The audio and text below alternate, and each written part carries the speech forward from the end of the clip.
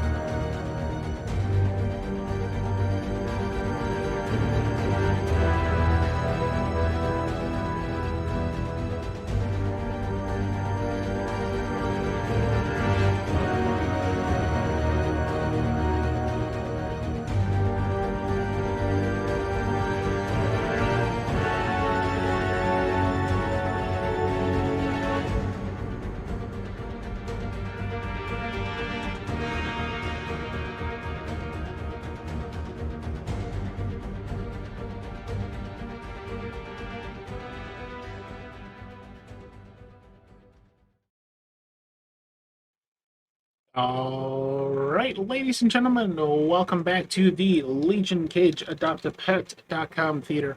My name is Scotty. I am your host this evening, and it is public domain movie night here on the ABC channel. I don't know if anybody's in here, but Adopt-A-Pet.com is the website our sponsor for this month would like you to check out. So if you get a chance, just go to the website, find your local shelter, and see if there is a way that you can help, either maybe by providing a shelter with a donation or supplies or something like that, or possibly finding a pet that needs a forever home. And I'm sure our sponsor, Legion Cage, would greatly appreciate it. All right. So this is going to be our last public domain movie night before I take a break. And when I come back, we're going to do a few more regularly on Monday nights, and then we're going to change it up a little bit, and it'll probably be every 2 or 3 weeks, not every week. Simply because I want to do some different shows and change up the channel schedule a little bit when we come back. So, but in the meantime, Angel and the Badman. This is our first Western here. And it stars John Wayne and Gail Russell.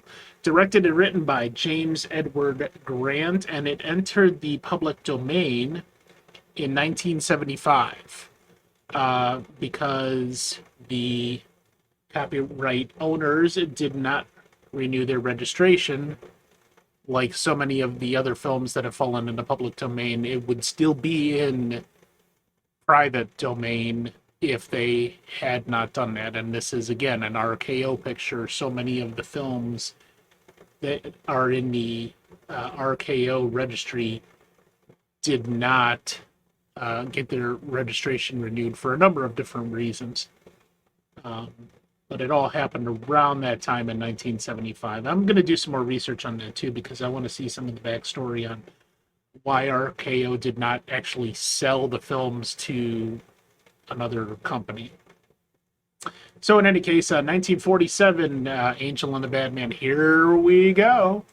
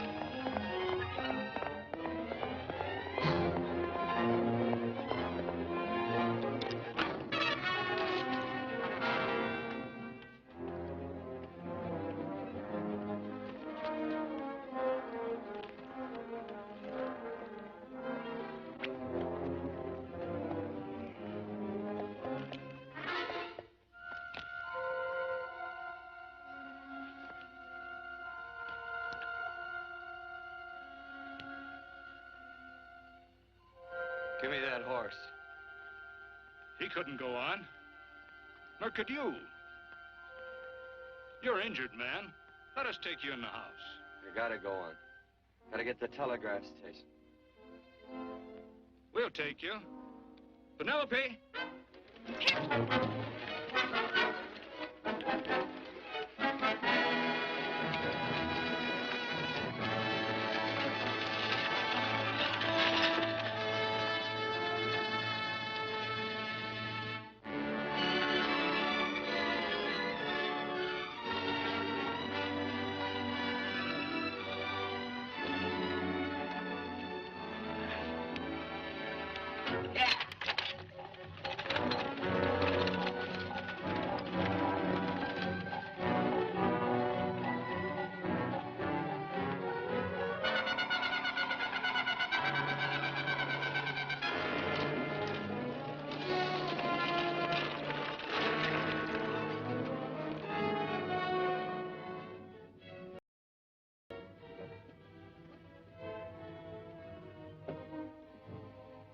Sorry, closed down for the night. I know, but this is urgent. Won't you No, please? come out of there, you.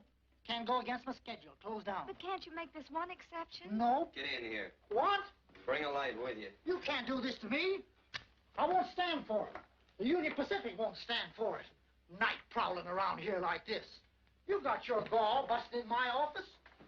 Who do you think you are, anyway? My key's closed down for the night. Well, you can write it, but I won't send it anyway. Here, let me. Territorial Recorder's Office. Fort Lansing.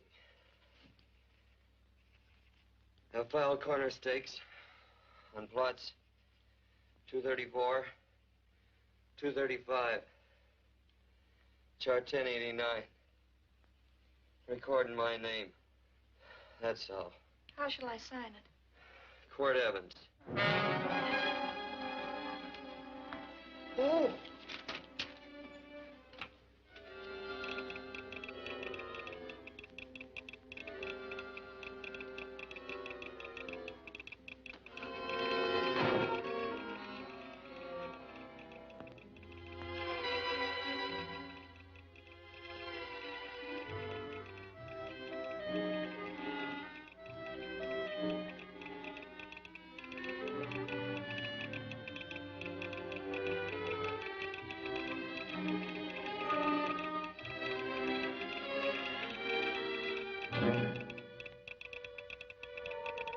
All set, Mr. Evans.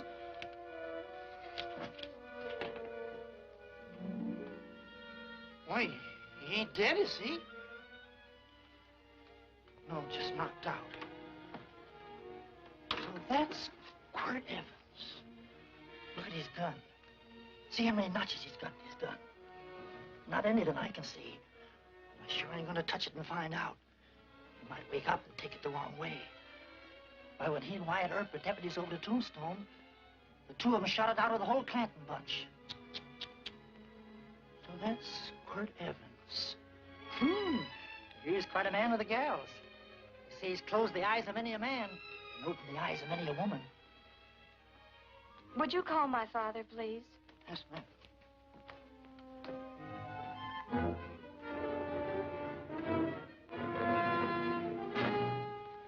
Where are we taking him? To the wagon. Take him home. Quirt Evans? You're crazy. I'd soon have a black powder bomb in my house. Heavy, ain't he? I know a dozen men ride night and day. Can't see Quirt Evans helpless like this. Get him in there. I've heard about you people. How you don't believe in guns or anything like that, only doing good. But you take my advice. You'll stay plenty far away from Mr. Quirt Evans. Thank you very much for your advice. Good night. Good night. So long, Quirt. That Quirt Evans is sure of something. Quirt Evans? You know him? Do I know Quirt Evans? Do I know Quirt Evans? What a question.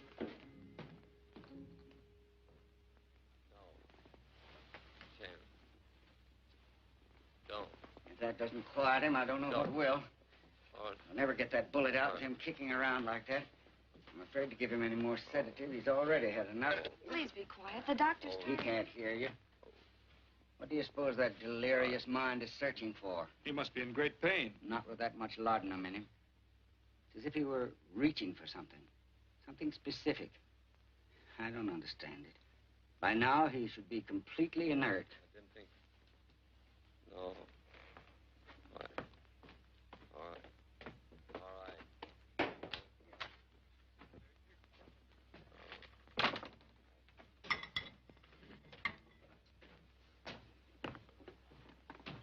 Oh, Thomas, how's the young man? Delirious.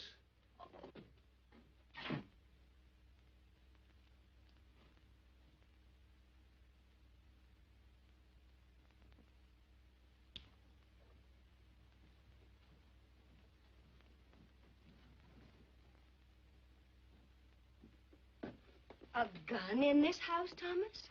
But they put these back in the gun belt.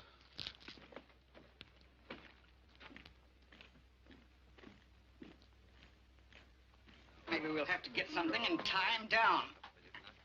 Are you crazy? It's empty.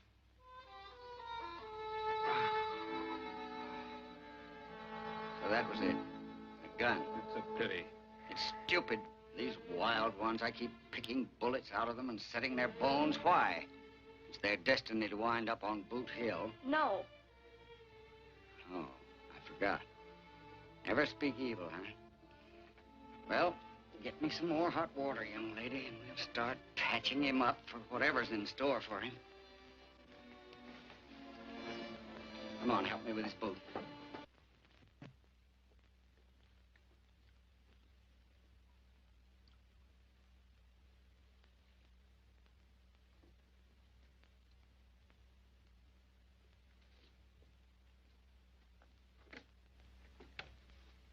Mother? Hmm? Tell me again. dear? Oh, about meeting Father. Oh, we've heard that 1,000 times. He was working on the roof of the new meeting house. He fell off, and I picked him out of the dust and held him in my arms. He always said I hugged him before I ever even knew his name. And they both knew right away? Of course.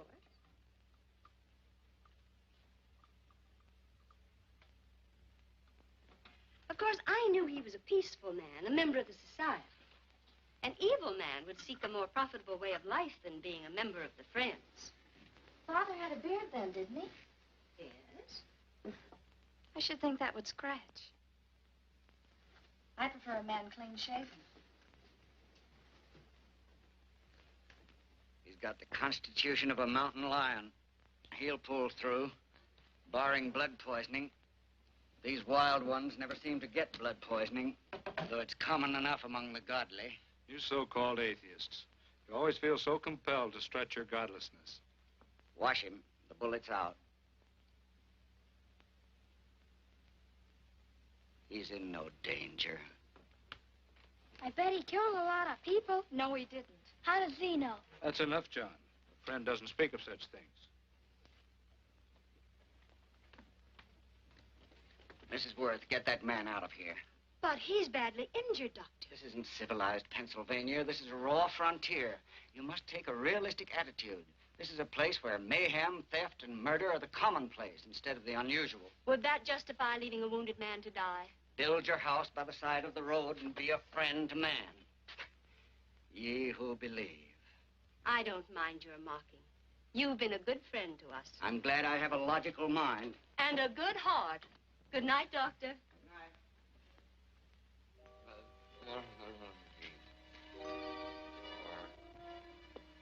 Still having delirious spells. Keeps mumbling about his past. Get him. I'm afraid he's had a very violent life. Cards. Stand pat. Copper on my bed on the black ace. Now, you're a shapely hussy. You got real confirmation, Margaret. Huh? You fill out that dress just right. Red's your color. All right, Margaret. Chart 1089. 1089. Margaret, you're a nuisance. Let's call it off, Margaret. Yeah, I got places to go and country to put behind me. Sure. All right.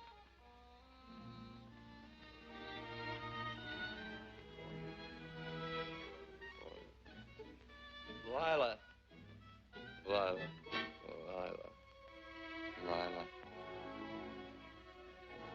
If I owned a mint, I'd put your head on every coin. I used to smoke corn silk when I was a kid. Your hair's just like that, Lila. Light brown, yellow all mixed up. Just like corn silk, Lila. All gold, tawny.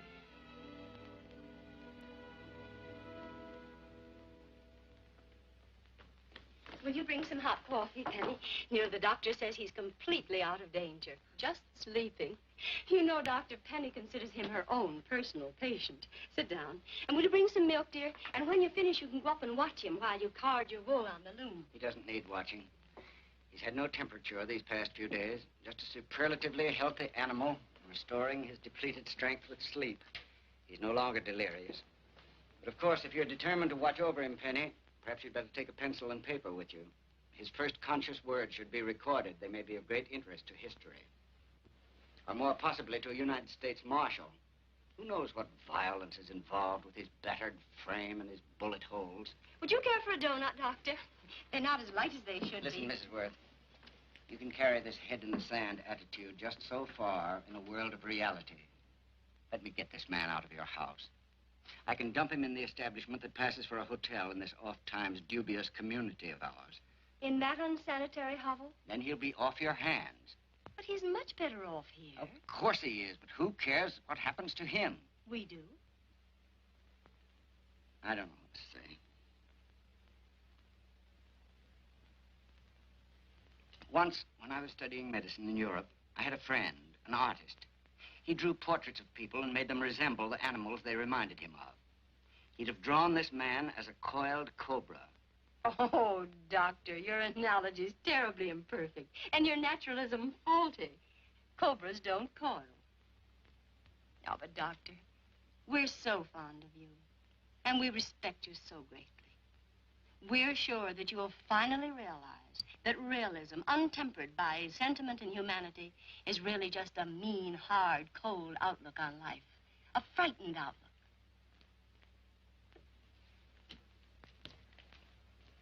I stand defeated. And furthermore, there are times in this house when I feel as if I were living in a never-never land. But don't hesitate to call on me anytime you need help.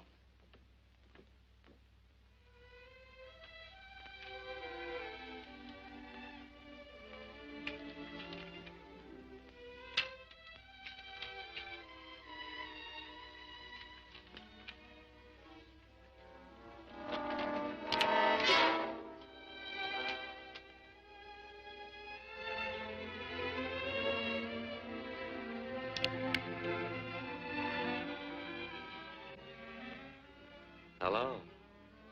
You're awake. Sure. I'm awake. What is all this? What? Where am I? Oh, don't you remember? Father and I drove you into town.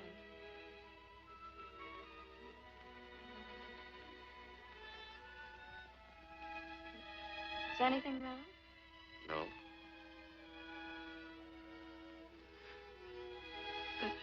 The doctor says you'll be all right in a week or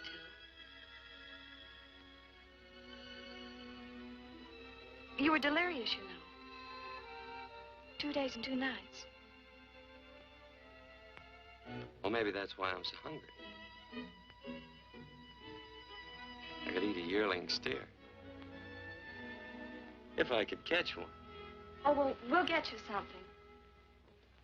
Mother! You talked a lot in your delirium. Mother, he's awake. How is he? Hungry. Oh, if he's hungry, he's going to be all right. Thanks a lot for housing me. You're welcome. Smoked sausage and eggs? Sounds great. 2 eggs, or would you like 3? I'd like 6. Oh, you shall have them. Penny, get one of Father's shirts and a razor. I'll get him some food.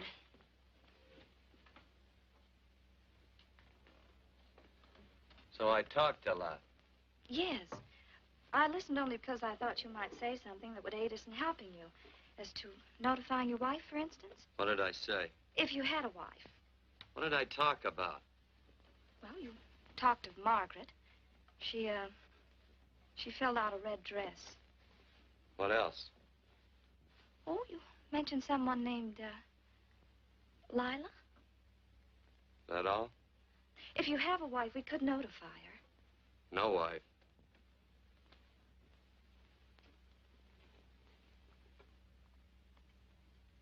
That's 12. I haven't been so flattered since my donuts won first prize at the fair back in Pennsylvania. You must be smart in Pennsylvania. Some of the members thought it an exhibition of pride to enter my donuts. But what harm can there be in a little donut? Unless one eats so many of them that they explode, which is likely to happen to you, young man. Well, there's worse ways of checking out. I'll help you with the dish. No. You stay and watch Quirt Evans. I'm curious to know the effect of 6 eggs, a pound of sausage, and 12 donuts. I'll call Lee in time for the milking. Do all you people from Pennsylvania talk like that? Like what? Thee? Oh, well, we're friends. Friends of who? Of all. The Society of Friends. Many people call us Quakers. Oh, it's a religion. It's a belief. That on the wall. Each human being has an integrity that can be hurt only by the act of that same human being and not by the act of another human being. Is that Quaker stuff? Mm-hmm. You mean nobody can hurt you but yourself? That's a friend's belief. Well, supposing somebody whacks you over the head with a branding iron, won't that hurt? Physically, of course. But in reality, it would injure only the person doing the act of force or violence. Only the doer can be hurt by a mean or evil act. Are there very many of you Quakers? Very few. Sort of figured that.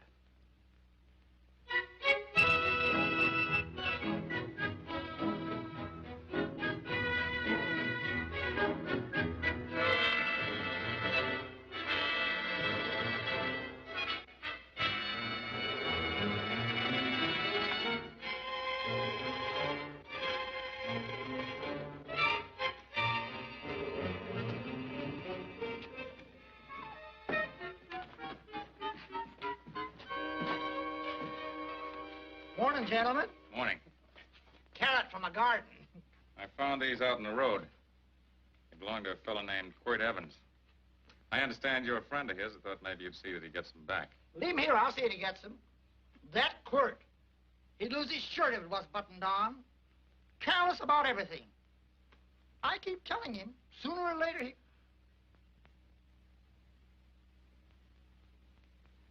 On second thought, you can just tell me where he is, and I'll take him on back to him myself. Where is Quirt Evans? You mean, where is he? You ever notice how a fellow keep repeating the question when he's stalling about answering? Yeah. Maybe if I bend this gun over his head, he'll quit stalling. Well, gentlemen, I hardly know Quirt Evans. Uh-oh. He lies, too. You've been bragging all over town what good friends you two are. You know, this fella ain't got many good qualities, has he? Sit down, friend. Maybe that'll help your memory. I'm asking about Quirt Evans. Well, all I know is... Oh.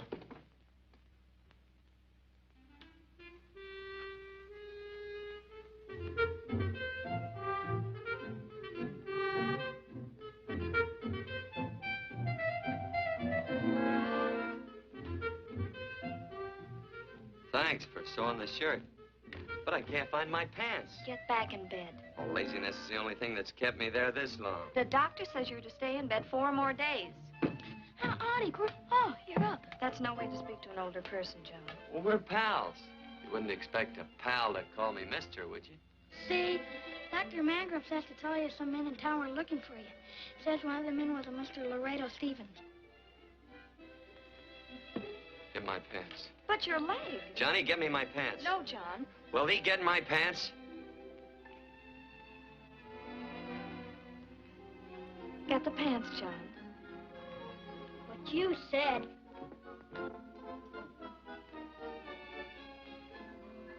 What are you looking at? V. Oh, boy, it's a good thing I'm not a tattletale. What's that hymn of? They use a familiar in speaking to me. The what? The familiar. The plain language.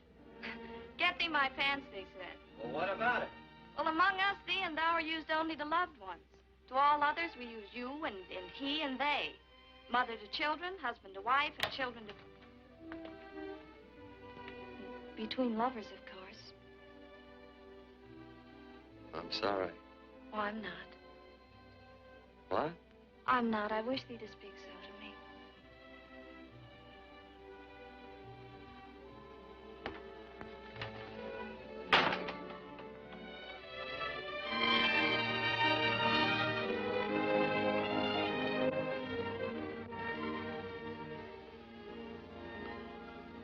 Well, I knew right away, that night. this must be a kind of a dull life. I could take you a lot of places. I'd go. What? I'd rather stay here with thee, but if you'd rather go someplace else, then I'll go someplace else.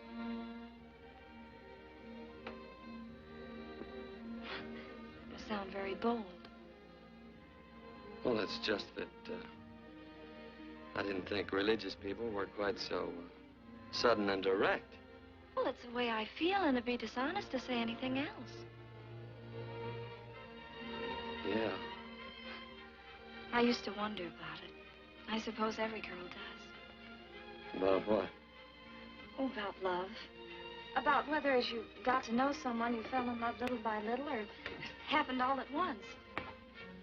They are shocked. Well, I wouldn't say shocked exactly, but you sure get to the point. Should I be different? No, Penny, I like you just the way you are. Who emptied this gun? Father? Cord, a gun is a symbol of force, of evil. We never had one in our homes. It was a concession that Father allowed even an empty one. It was only because you couldn't rest without Where are it. the cartridges? Outside.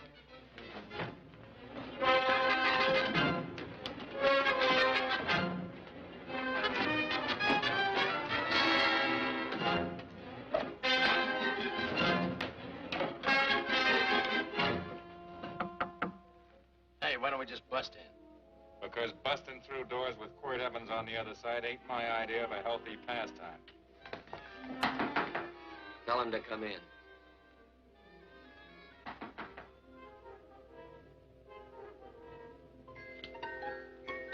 Come in.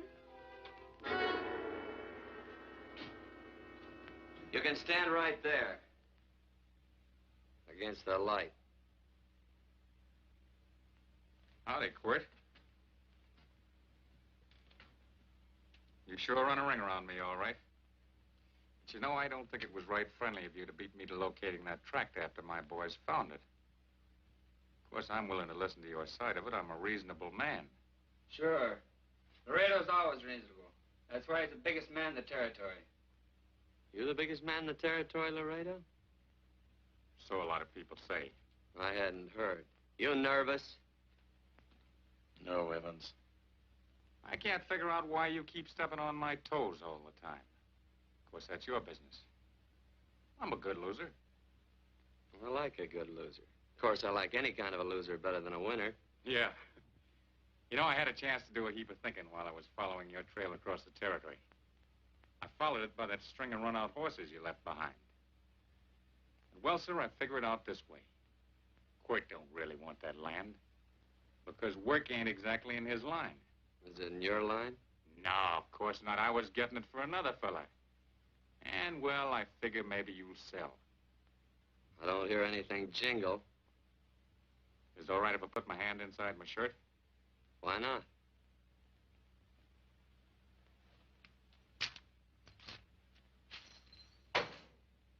$5,000 in gold there.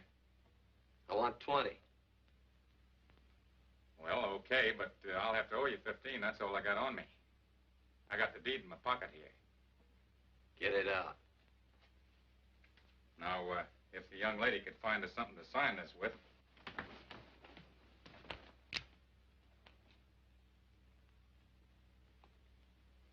Still Laredo's hired boy, eh, Hondo? Picking up after him? Carrying matches for his cigars? You mind yourself. He'll mind himself. Won't you, Hondo? Miss, would you mind taking this over to Mr. Evans, please?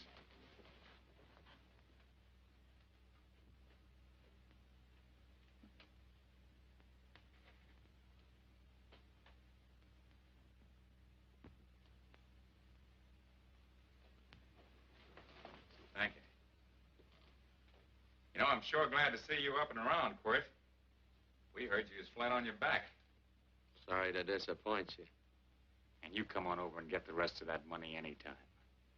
Anytime, that is, that you feel able. I'll see you one of these days. Well, so long, Quirt.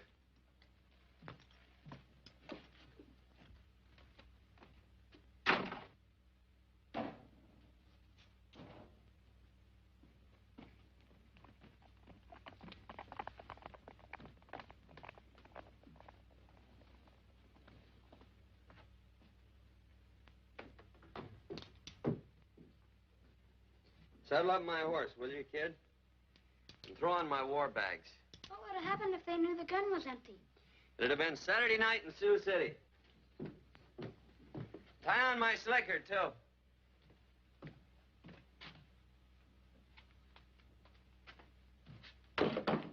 Sorry. Oh, no, Quirt, no. What kind of a boarder do you think I am? You can't do that. We tend to any wounded human, and not for pay. You don't believe in force, so you can't force me to take it back. I'm afraid you're outwitted, Thomas. How long have I been here? Almost 3 weeks. Kinda hate to get going. Oh, but you can't. Your leg. You're in no condition to travel. Don't worry, your cooking's got me grained up and ready for market. Adios, amigos.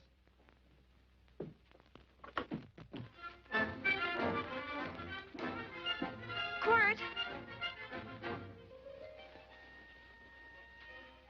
Shall I pack my things? Why? They'd leave without me? I got places to go. Quirt, I wouldn't care. It doesn't make any difference to me how far. Oh. I know so little. I didn't know it could happen to one and not the other. I thought it always happened to both.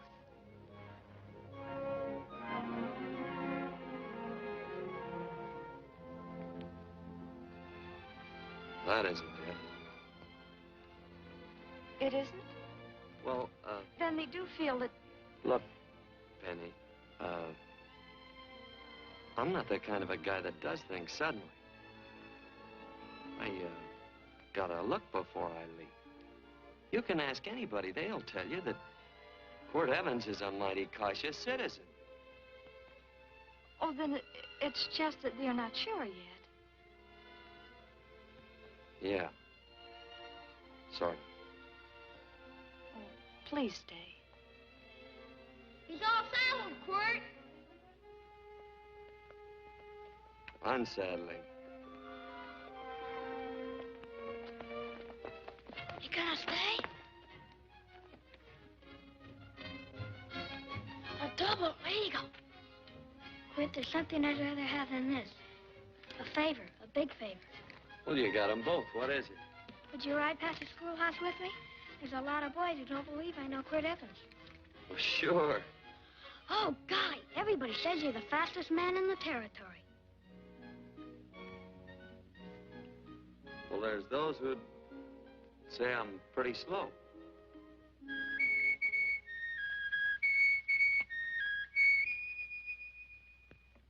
A man should be able to do a good day's work after breakfast like that. I'll see that thee do it. Penny, where's the bucket? Oh, I declare, Penny, I don't know what's happening to thee. Funny thing about pancakes, I lose my appetite for them after the first couple of dozen. Oh, they weren't very good this morning, too heavy. Ah. Wild Indian, put water on those vegetables this morning. There's always work around here to be done. They wanted to be a farmer, didn't they? Not anymore, I don't.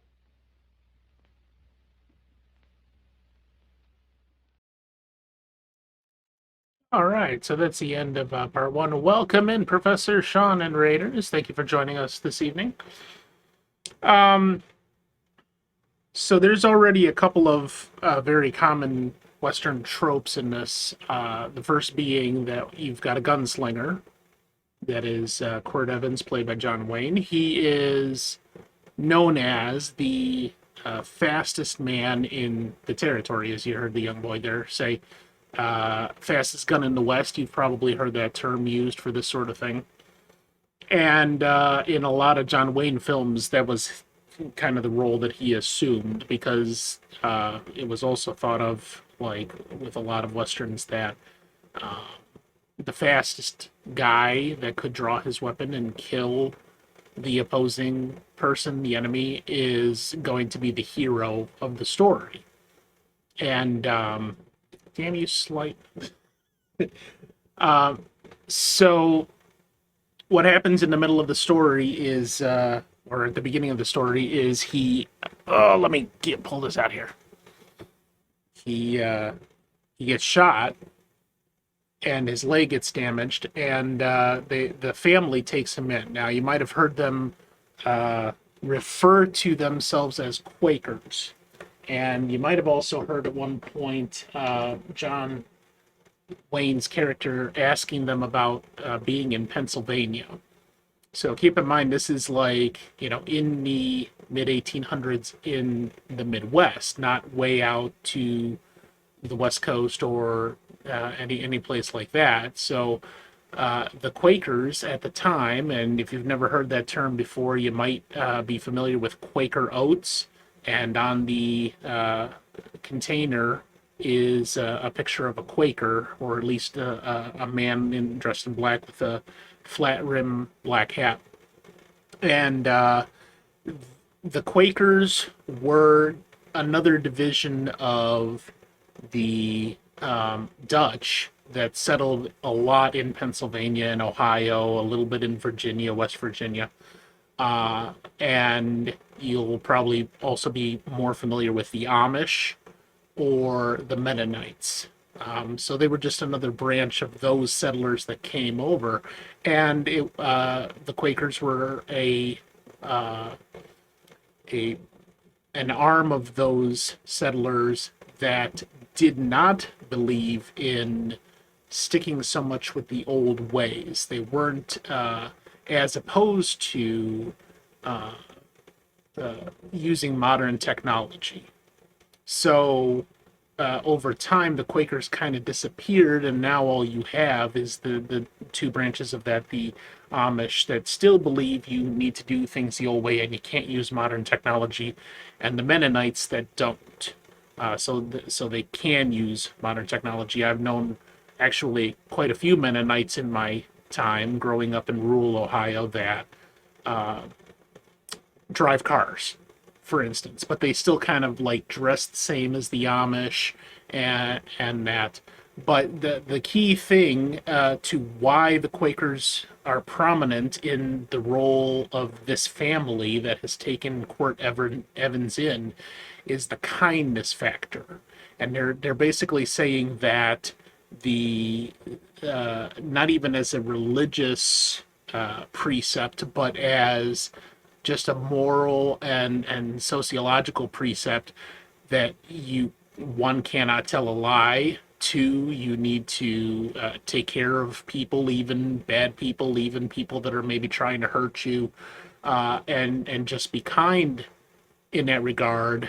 And three, you also have to show a very mild spirit as a person, have a mild personality where you cannot lead yourself into the area of retaliation, of anger, of force, like he said there, in order to create a resolution to a situation. They're just not allowed to harm anybody else.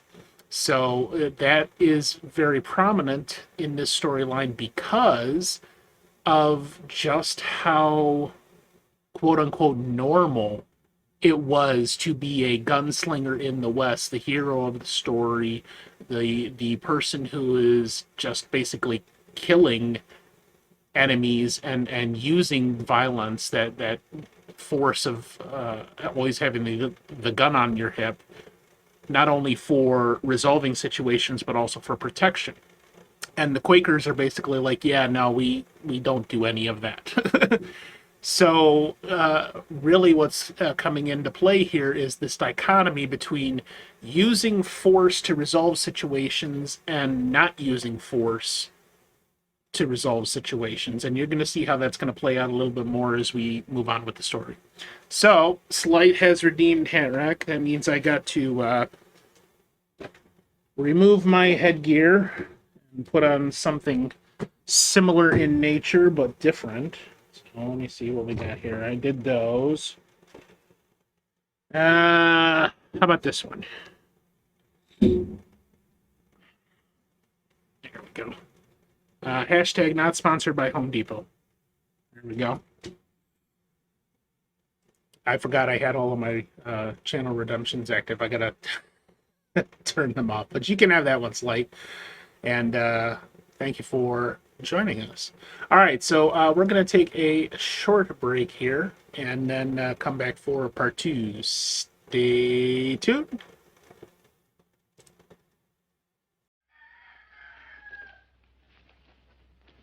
Surely you can walk to the barn without that. What? The gun. Oh, well, it balances me. One leg's longer than the other. You know, the weight. Thee are a liar.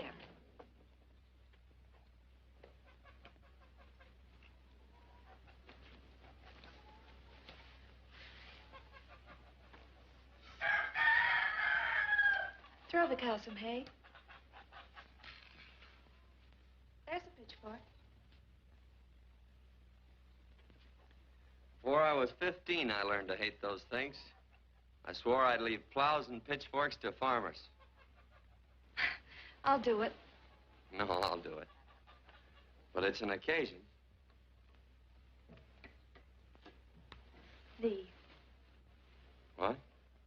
Oh, nothing, just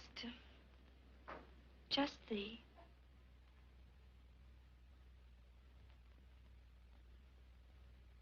Penny!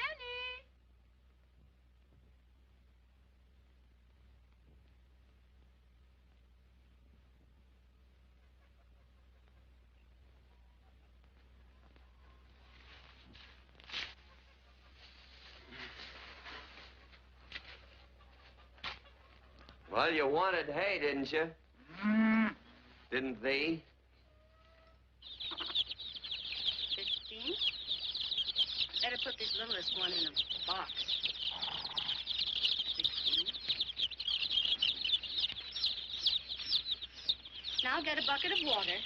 Water. All I do is carry water. No force. Say, wasn't this place irrigated? I see all these flumes and ditches. Frederick Carson turned the water off. Frederick Carson. He's the man who bought the ranch up above from friends who couldn't make a go of it. We had built a community dam, but it was on his property. Well, what'd you do about it? Don't tell me. You prayed. Of course. Get you any water? Well, we didn't pray for water. We prayed for Frederick Carson. Carson turned off the water and you prayed for him? Of course. Can't you see?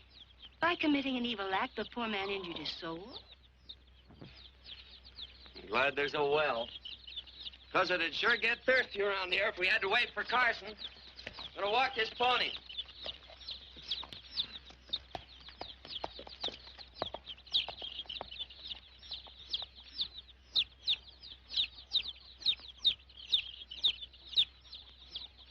Penny? Nothing.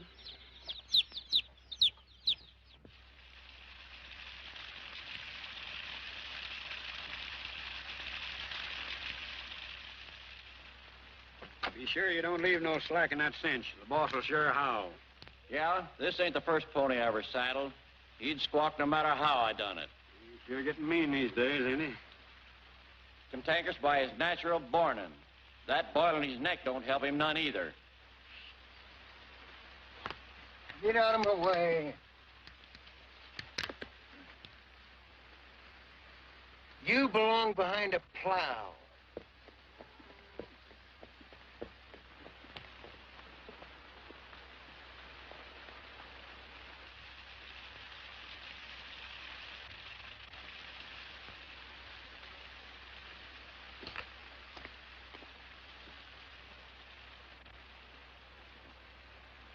Who's Carson?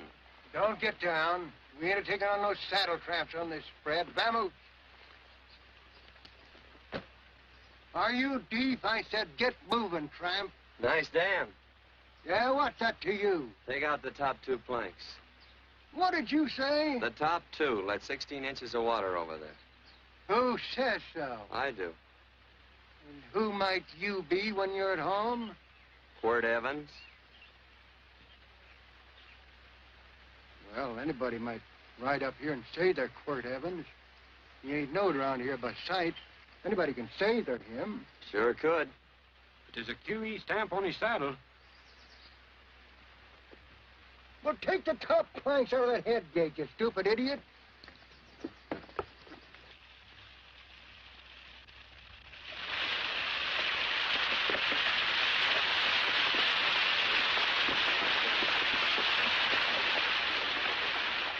Well, I don't need all that extra water.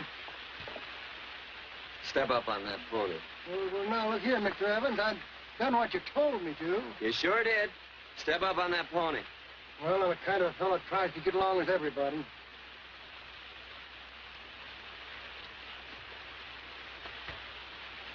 Side me. Well, wait a minute. Maybe we better take out a couple more of them planks, Chucks. I got 10 times as much water as I need.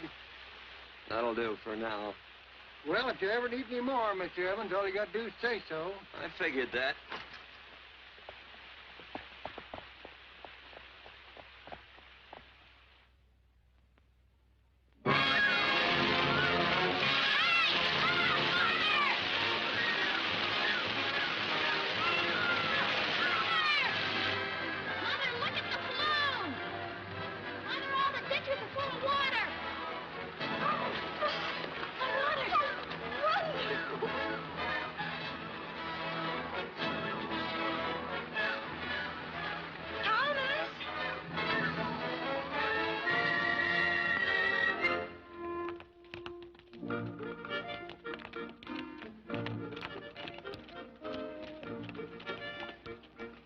Now, let's start off from scratch.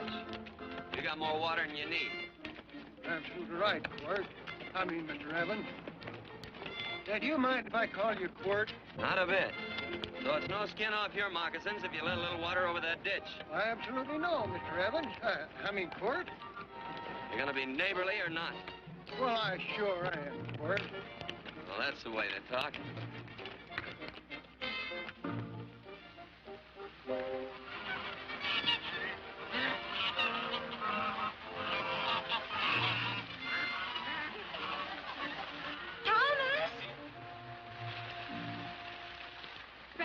Carson. Howdy, Mrs. Worth. Oh, we always knew you'd change your mind. Yes, ma'am. I did. Thank you, Frederick. All of us here in the valley are grateful to you. Worth, it's like I was saying. I ain't got any use for all that extra water. Why shouldn't I let my neighbors use it? I believe that neighbors should be friendly. What you got there on your neck, a boil? Miss Worth, I rustled that burned boil Have off you of my... tried putting soap and sugar poultice on it? No, ma'am, I ain't. You get down this minute and come in the house. I'll fix it for you. That's right. You gonna hurt me? No, that's a shame. It looks awful.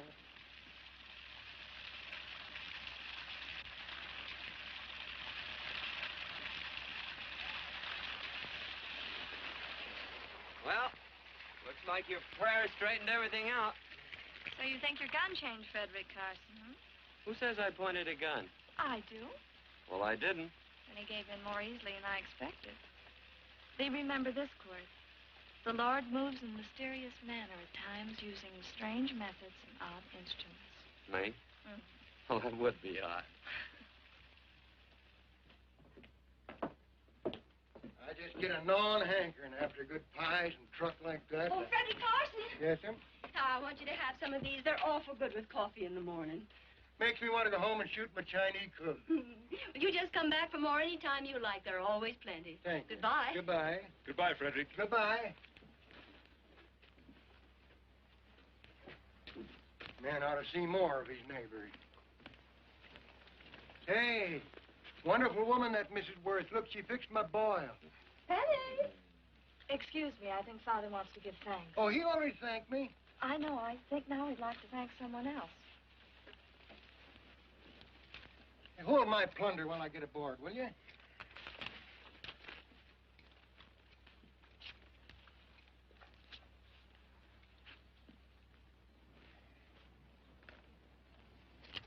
You know, Mrs. Worth's going to keep me supplied in pies. I want to bring her over a quarter of beef now and then. Finally come to an understanding with my neighbors. You sure did. Oh, well, of course, you know I was just scared to death when I made that speech to them people. I'm glad you made me do it.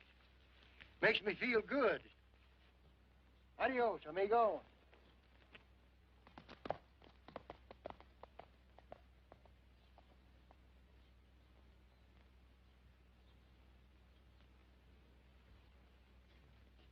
Dinner.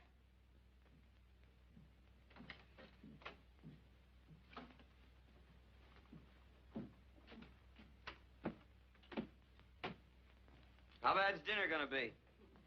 Oh, roast venison and vegetables, and of course a skimpy chicken. Well, with a pie and cake, I'll try to make out. Chicken or venison? Both. I feel real good. Oh, you do?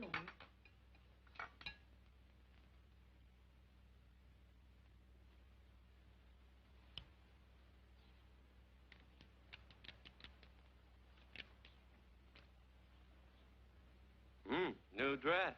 Oh, it's first day. You call it Sunday. Kurt, do me a favor and hitch up the team for Father. Sure. And will you do me another favor? Go for a ride with us. Where? You're not to ask. It's a surprise. It's a pleasant one.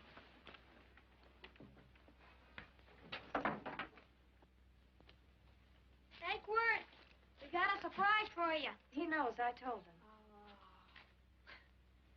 Thought you weren't allowed to work on Sunday. Oh, Quirt, there's nothing we're not allowed to do.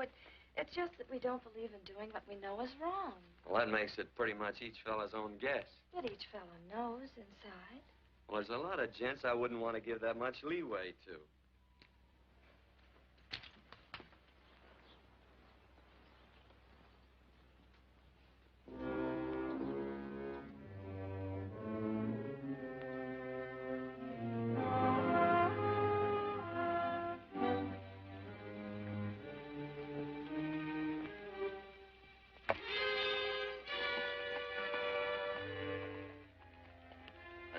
Frighten you, miss.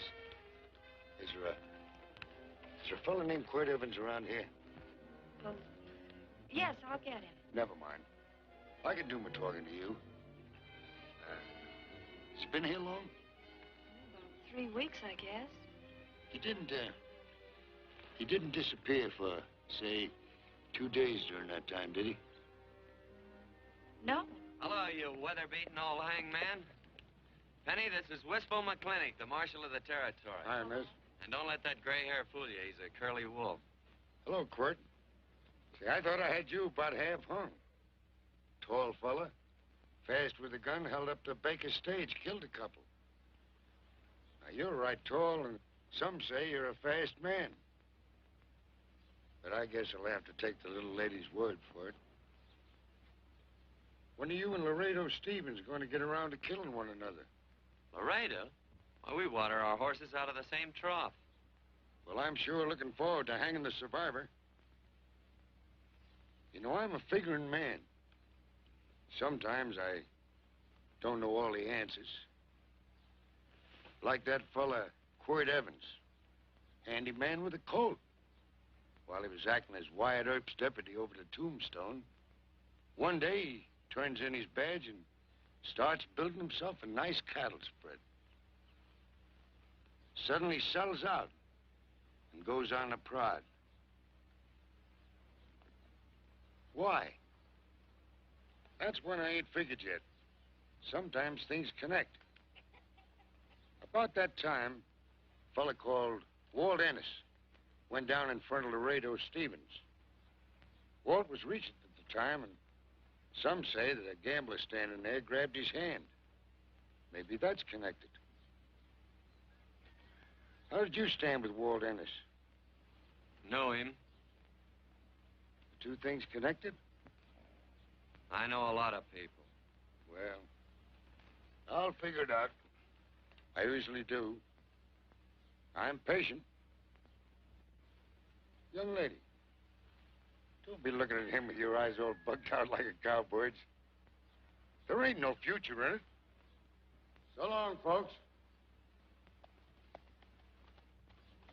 Quirt, please stay away from Laredo Stevens.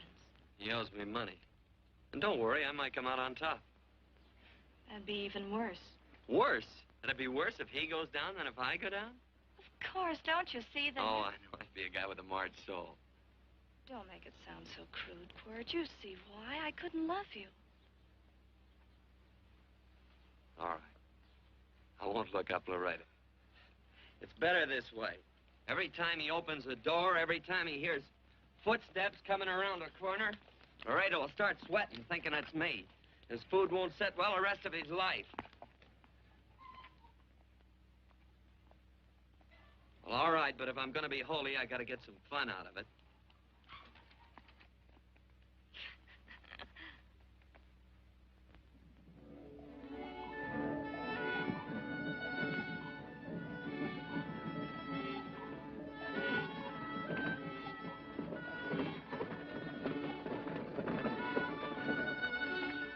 you like such a gadabout? It seems hardly a whole week since last first day.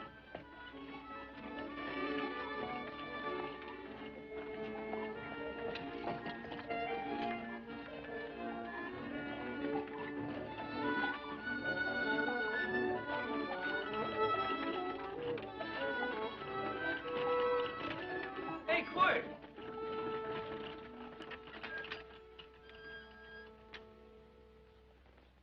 I thought it was you. Well, well, well. Hello. Mr. and Miss Worth, Randy McCall. How do you do? How do you do? Just fine, thank you. Well, well, well. You said that before. We don't want to keep you if you're in a hurry. Well, I'm in no hurry. I got no place to go. Well, we have. Would you care to come along with us? Well, sure. Where? To meeting. To meeting? Yes, to meeting. You don't want to go, do you? Be nice if you could. We'd be happy to have any friend of Quirt's. You would? Well, that's just fine. You know, ma'am, I sure am an old friend of Quirt's. Why, I remember one time we were chousing cattle down near the Llano River. Herd stampeded, and Quirt pulled me right out from underneath him. Then there was another time, remember? In Opal's Palace down in San Antone. We're late. I know, but I was only Goodbye. trying to... If you can join us, it's in the Grove, just the other side of town. Thank you, ma'am. Good day. Get along. Good day.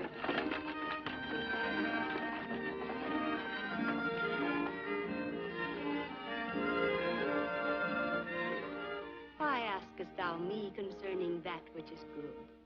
One there is who is good. But if thou wouldst enter into life, keep the commandments. He saith unto him, which? And God said, thou shalt not kill. Thou shalt not steal. Thou shalt not bear false witness. Honor thy father and thy mother, and thou shalt love thy neighbor as thyself.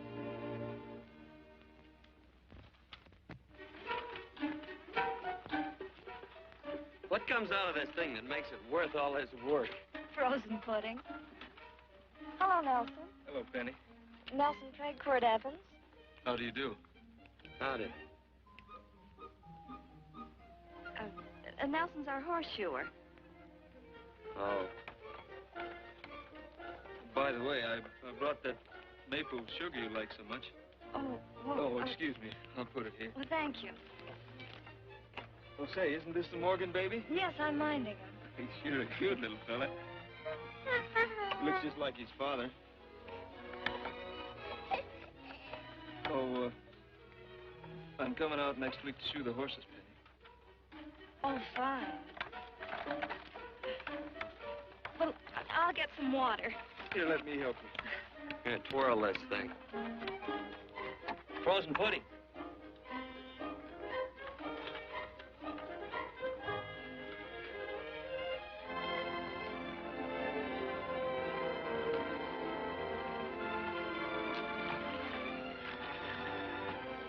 Hold them a minute, Quirt. I want some of those flowers.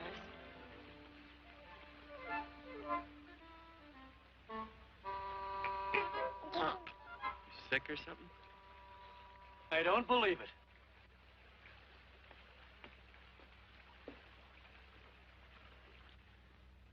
It's a baby. Yeah, I know. Is it old enough to talk? Of course not. Well, if it can't talk, it can't snitch. Look, I got something I think you'd like to hear. Laredo Stevens is planning a big play. He's going to jump up some guys that are moving a trail herd up from the north. And I figured that maybe you and me and a couple of friends could sort of play copycat. Well, you heard me, didn't you? You can have my part of it. What am I listening to? Are you passing up a chance to blister Laredo? That's right. What's the matter with you, Quirt? This farm... Oh, the dame. Sticking your head in this bucket will shut you up. Getting awful touchy lately. You never used to mind what I said. Hello. Hi. Come along with the water, Quirt. Shut up.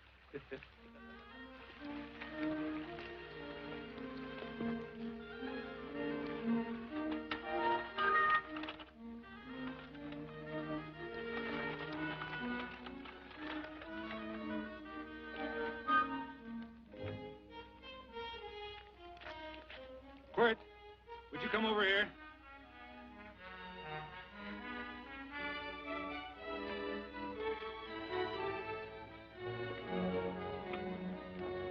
Sit down.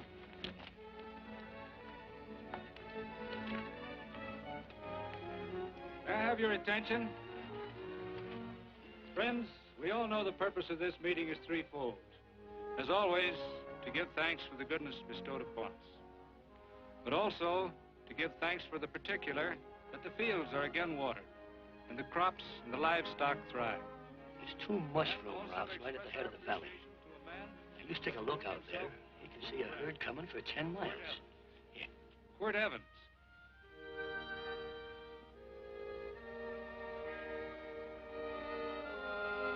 Friends,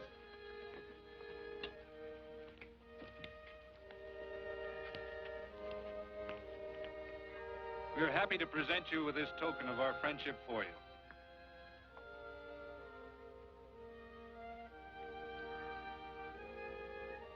This is Quirt Evans. We're happy to have him here with us because he provided another incident which reaffirms our belief that all men are good if they are shown the light. He persuaded Frederick Carson to let down the water by showing him that a man who is a friend to other men is a happy man himself.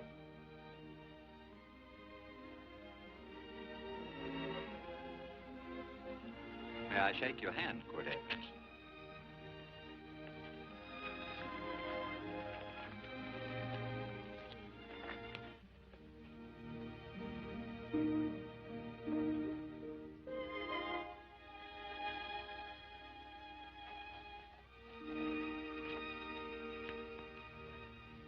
I want to talk to you.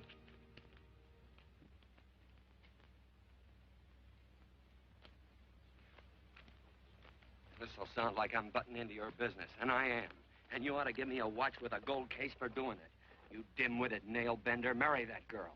Marry her? Why, I assure you my intention... Well, she knows how I feel. How would she know? Stop yammering about shoeing horses. That's no way to talk to a girl. Talk to her about her, and marry her.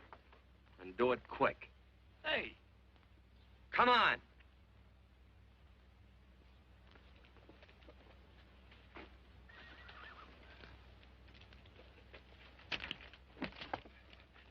Listen to this.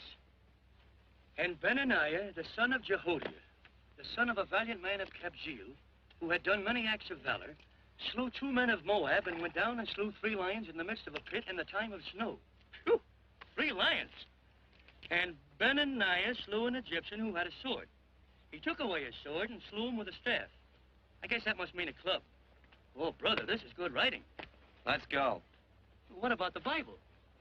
You can't throw it away. That would be bad luck. Then keep it. All right. This is one book I'm sure going to read.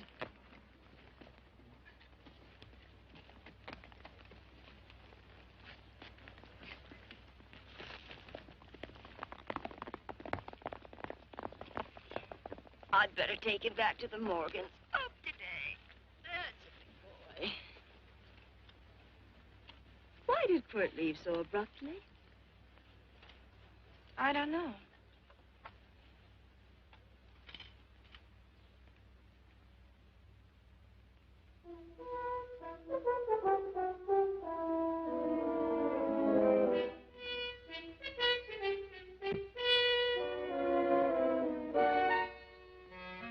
Hey, boss.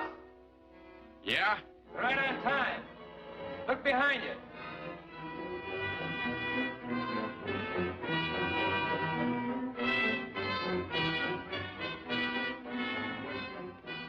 Let's saddle up, men.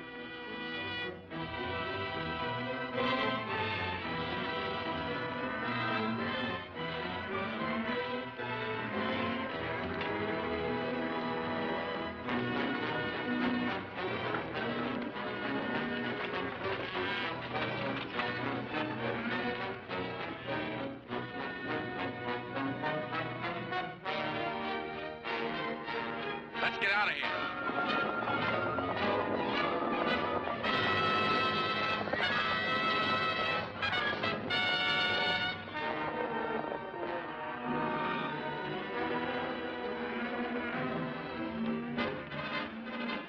Look, coming down off the hill.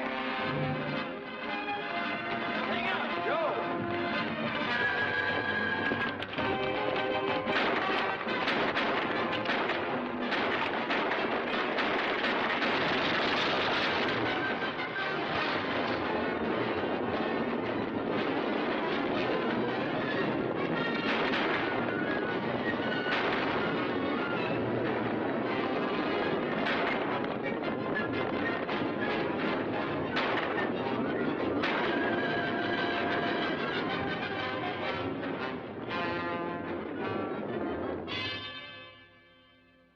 Quirt, what does baguette mean? I think I hear him.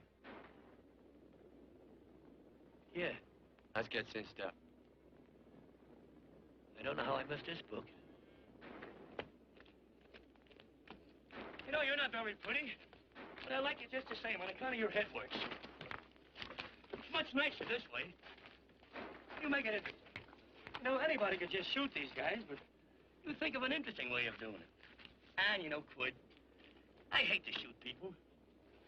I remember I shot a waddy once in Montana, and I dreamed about it all the next night. And, of course, there's always witnesses, and you gotta shoot the witnesses. Stop jabbering and let's go. Okay, take it easy, pal. Stitching time, you know. I don't want to lose my war bags. Then again, I figure if you'd change your mind about shooting if Laredo was with these guys. Step up on that horse. Okay, you got it. Well, maybe you're just crowding Laredo into drawing on you in front of a lot of people. Kind of saving them for a big night in town, huh? Hey, go.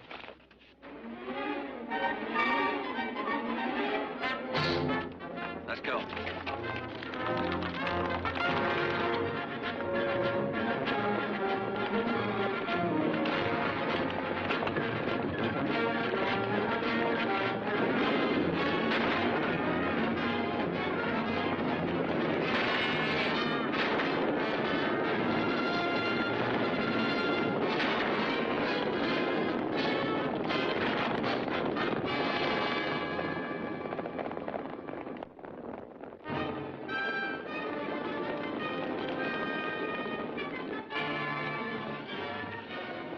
Take to the outsider, Dan.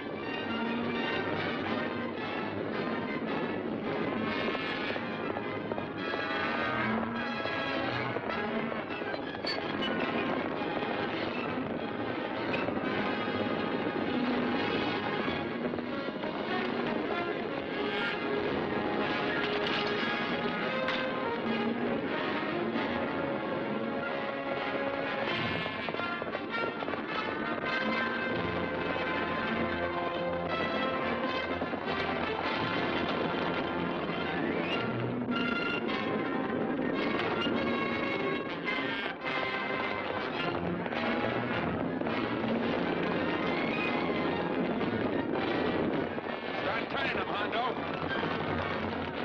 Hey, Hondo.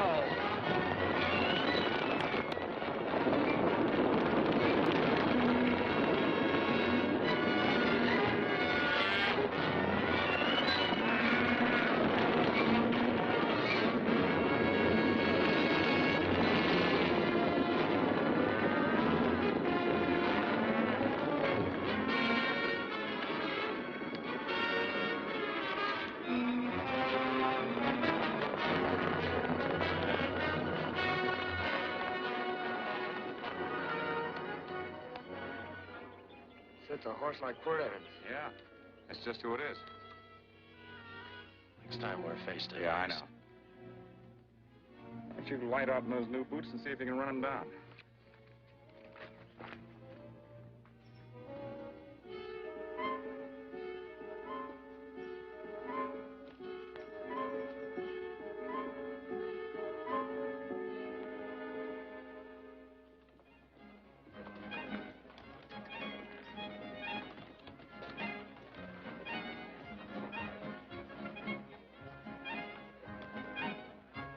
You know, this champagne may be a lot fancier than whiskey, but it sure don't give quick action. To tell you the truth, I don't really like it, but it's very fashionable. How do you like it, Lila? Tickle's going down, and it's expensive, so I like it. You sleepy, tall man? Nope. Tired? No. Worried? Or maybe just plain bored? Not a chance, baby. You're never bored. I wish I had that in writing. You know, it's been a long time since you told me that my hair reminded you of corn silk. All right. Your hair reminds me of corn silk. Gold and tawny. That's right. All gold and tawny. You've changed. You're less romantic and a lot more absent-minded. Take a turn at the wheel. Win yourself a farm in Kansas. I don't want a farm in Kansas. Well, all right, I'll win you a trip around the world. Miss Neal, the customers are waiting, and that's no way to treat customers.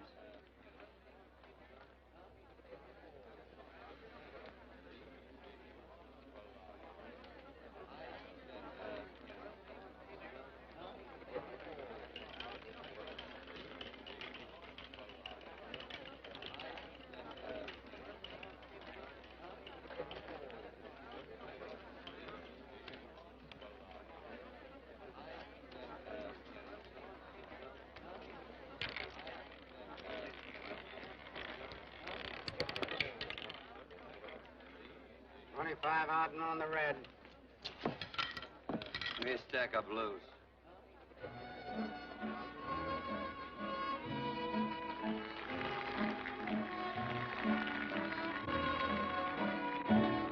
There's something in your eyes a little bit different, something that appeals to me. I love the way they change from angel, devil, always full of mystery. There's something in your smile a little bit different, something I've been looking for. If I could just be sure that you're on the level, I would never ask for more. I got a funny little feeling the first time we met. 17 odd and black. 17. There goes the last button on my shirt. All right, buddy, you gonna let it ride? On or off of 17.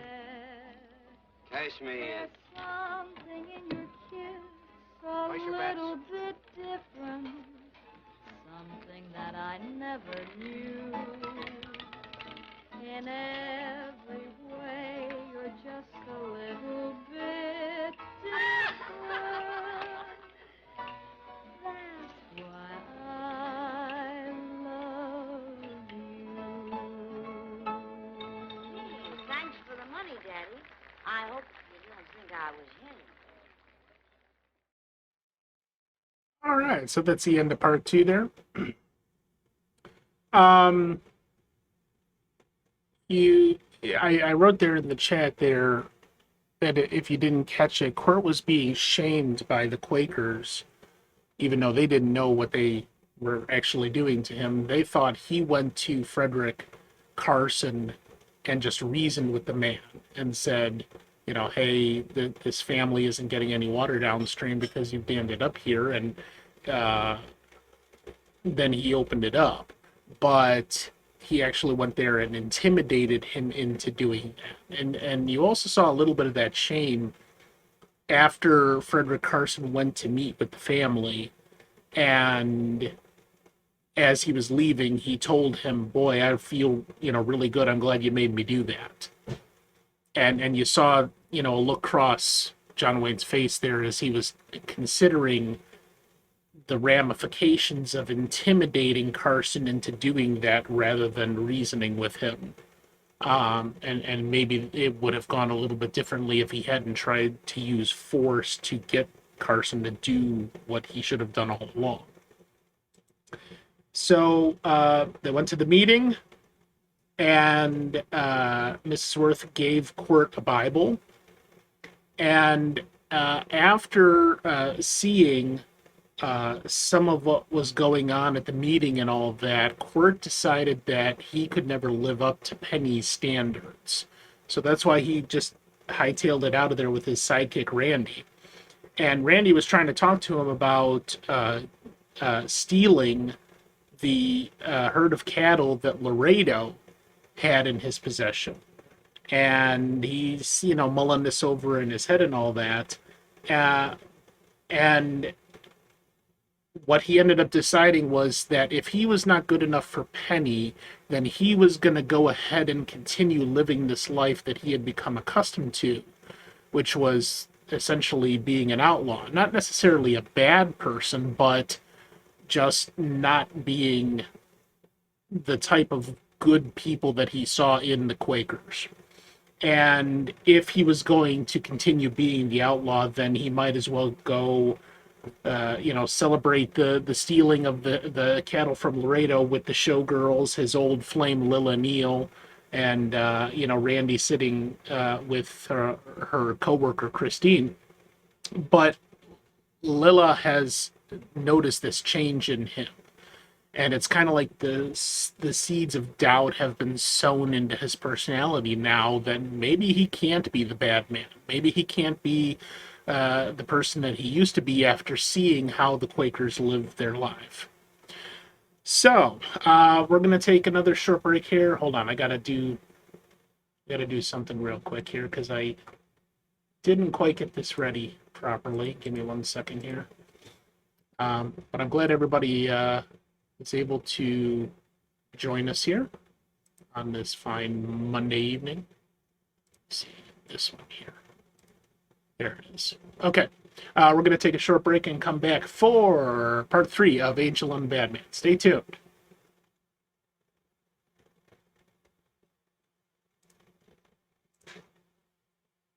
Bourbon, large glass.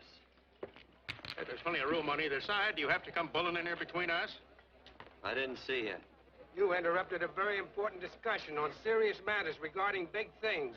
Me and my brothers don't like it. Gentlemen, no trouble, please. We just put the place back together after the last difference of opinion. Gentlemen, over the breakage and the overhead, mainly the breakage, I've had a dreadful time keeping body and soul together. If what I think is going to happen happens, it'll round out a full day. Here's your trip. What's eating you, tall man? Did you have words with those Baker brothers? Who? Those 4 rhinos. No. It's told around they're quarrelsome citizens. Gentlemen, let's consider the incident closed. Watch our tempers. Maybe I ought to go apologize.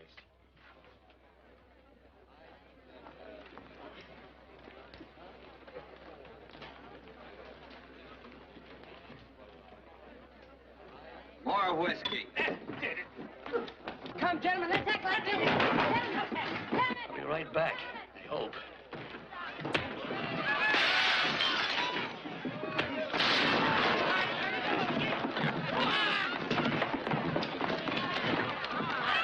Where you been? Oh, Randy's always on point. Gentlemen, you don't know what you're doing to me. Please, I got a large family.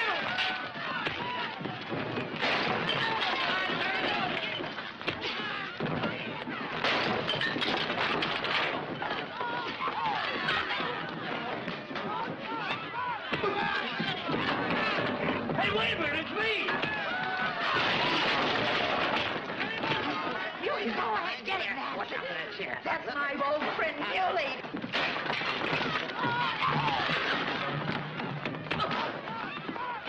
Come on, Billy, get in. Come on and get hold of it. Get into that, Billy. Come on.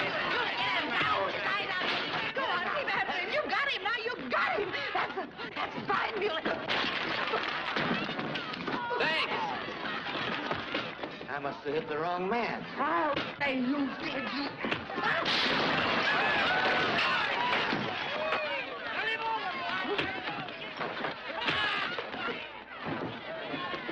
Hey, Bert. Sorry, Court. How you doing?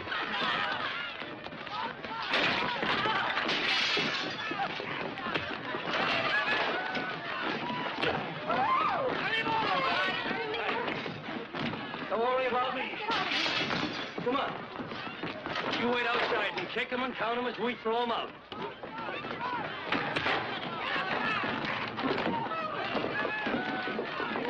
Don't count.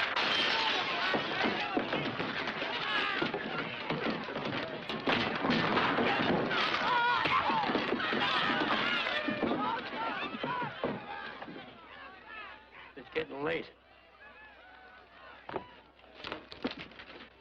Oh, honey, I was so afraid you'd get hurt.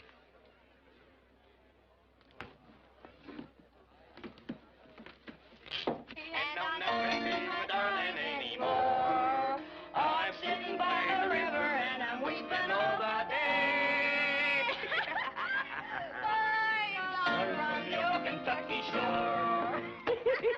wonderful. We got money and whiskey and lovely ladies. Just had a beautiful fight. I tell you, we really ought to be thankful for our blessings.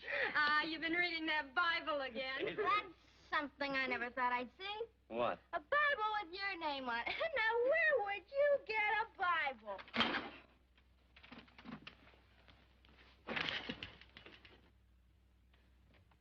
Quart!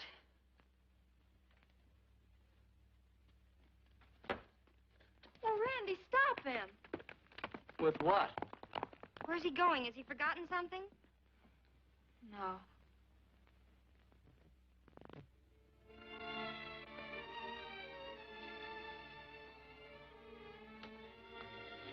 Penny, what is wrong with thee of late? Tablecloths don't belong in there. Oh, I'm sorry.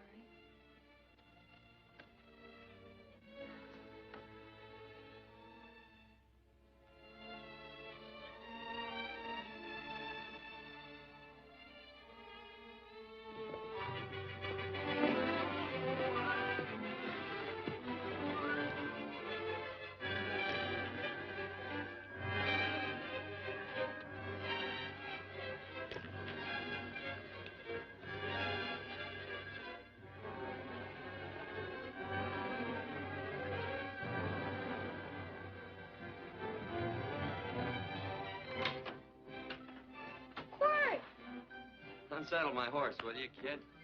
Sure. Want to board her for a while? Of course. You're always welcome. Quart. Hello. Well, I haven't had a decent meal since I left here. Chocolate? Not very good. The flour, you know. Well, I'll just stick around till you get one right. I'll feed the chickens. So early, Penny? Yes. Help me, Court.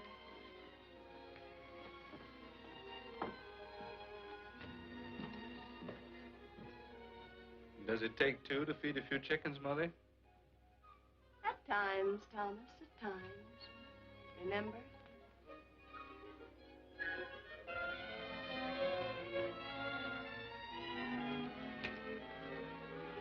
You came back? Yes. Why? I don't know exactly. Why did you go away without saying anything? I don't know that exactly either. I think it was because I frightened you. I know that sounds strange that I should frighten you, but I mean it. You were frightened because I was stupid, and you thought that living with me would be tiresome and dull after a while. Tiresome and dull because all I knew, raised since a baby here on the farm, was our belief that people love, marry, and stay together forever after that. I'm not such a fool not to know that outside in worldly places people love, and it doesn't have to follow that they marry and stay together forever. I know that sometimes they separate. Are you ever going to run down and let me talk? No, Court, that's what you were afraid of, that I'd tie myself around your neck, and when you got tired, you couldn't be rid of me. And I made up my mind, if you came back, I'd tell you this, that whenever you want, Court, you can be. If I go away, you go with me. If I go away, they go with me.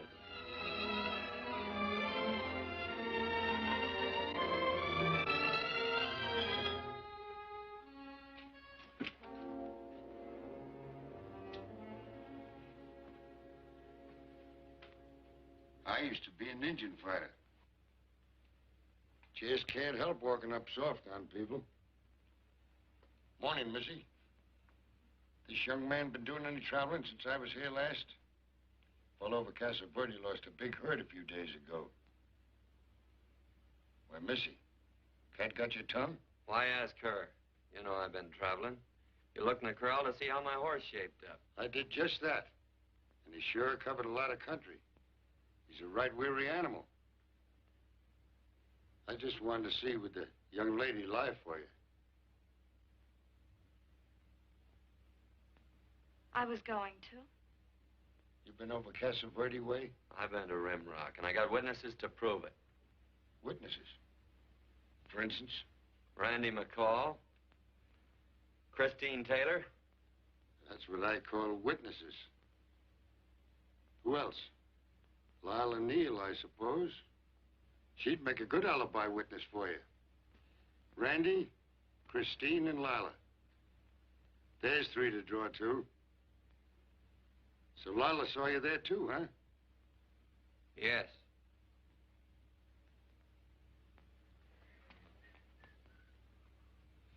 Come here, junkhead. You $1.50 brush jumper. Ooh.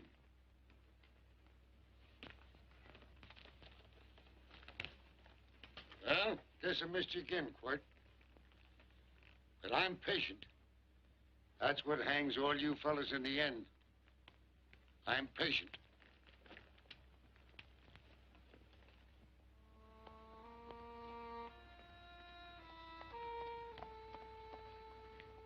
Lila. You talked about her when you were delirious.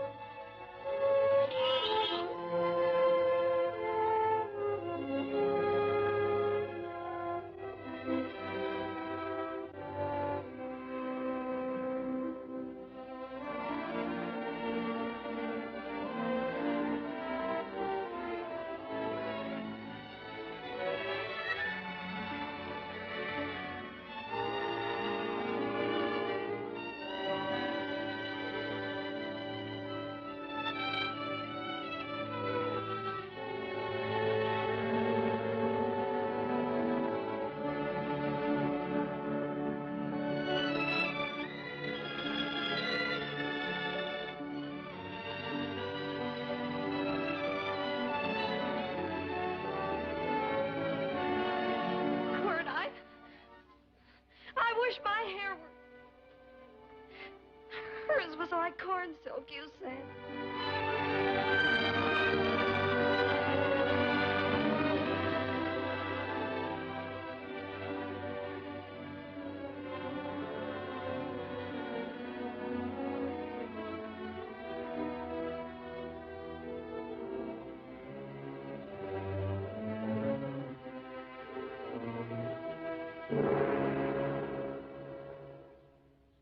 There's a sight I never thought I'd see.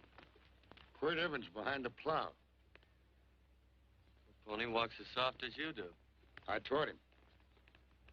Oh, I figured you'd have hurt him. Except you were thinking too hard. Haven't you got some real important business to attend to? Someplace else? Sure. But I always like to keep track of your whereabouts.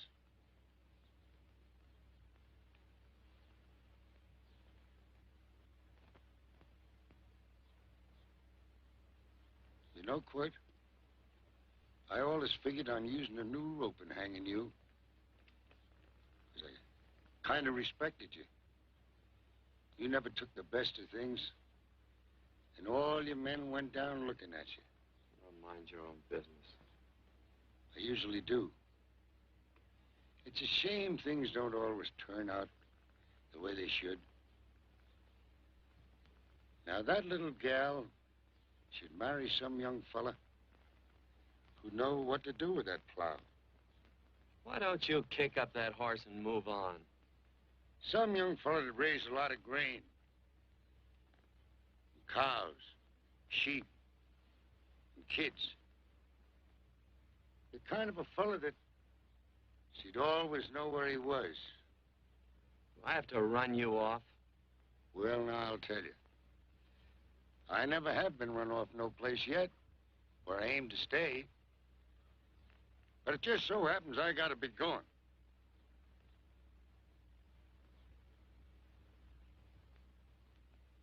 No, Quirt. You don't raid a new rope with me.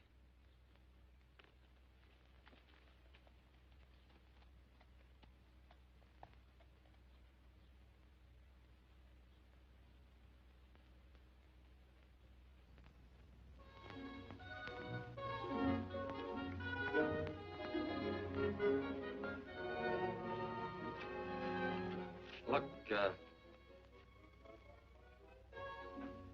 a lot of foo-for-all and nonsense have to go with it? I'm not going to stand for a lot of dressing up and a batch of jabbering people looking at me just because I'm getting married. Cord, come along with me. Well, yes or no? Come along. Picking blackberries? Mm-hmm. All right.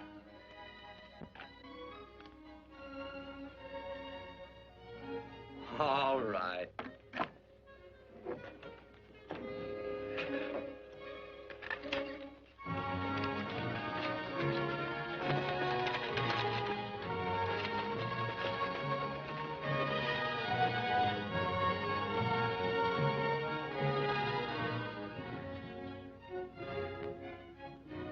I think we have enough, Cord.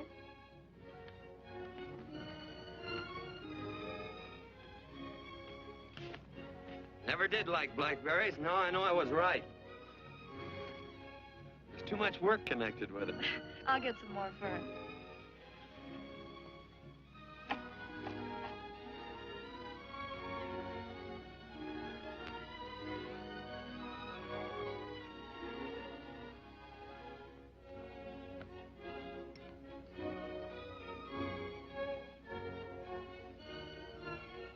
Look out, there's a wasp on that Don't petunia. kill him. Well, it's all right for you to trust wasps and people, but he might have known I don't trust him and decided to take first bite. Mm-hmm. And incidentally, that's not a petunia, that's a daisy. That's a petunia. Petunia, daisy, daisy, petunia. Cord Evans. Oh, nothing. I just like the sound of it. Cord, where'd they ever get such an odd name? Fellow who half-raised me gave it to me. He found me somewhere along the big cattle trail. Folks had been bushwhacked by Indians, I guess. He was a big fella, cattleman. Swung a wide loop in his younger days, I think. Wide loop? Well, wasn't too careful whose calf he threw his rope at. Most of the old cattlemen were like that. He raised me. He was quite a guy. His name was Walt Ennis. He was downed in a gambling place. The fella grabbed his gun arm just as he drew. It was murder. Stop it. Then what? Well, I just bounced around from place to place. Cord Evans.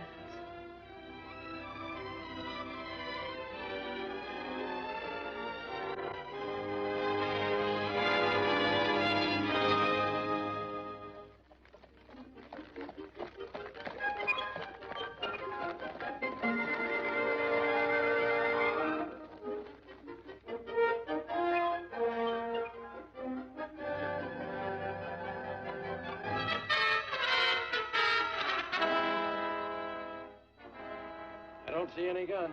I know him. He's got a gun, all right. I know him.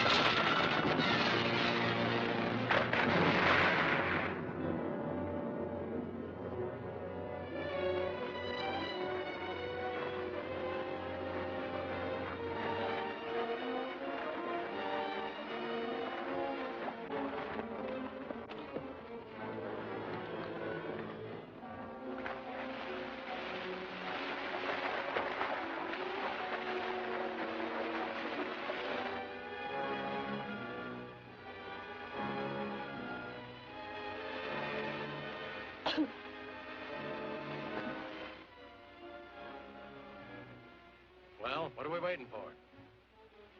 Nothing, I guess. Let's find a saloon.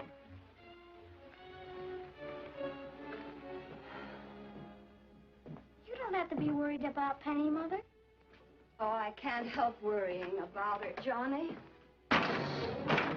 Get that doctor and burn up the road both ways.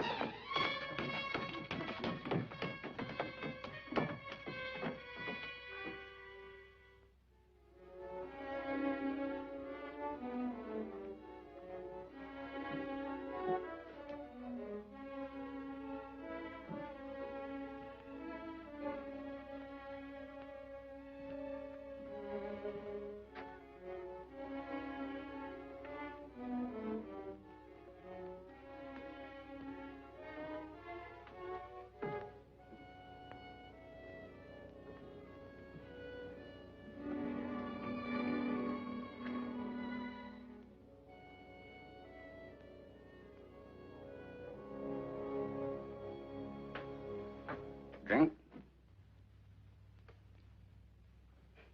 It's amazing. The varied uses to which men put alcohol. To each different individual, it's either a stimulant, a depressant, or an anodyne. Just now, I'm using it as an anodyne. Get to the point. The practice of medicine is one of the most infuriating professions known to man. It takes 30 years of experience to teach you that in the final analysis, there's nothing to do but stand and watch.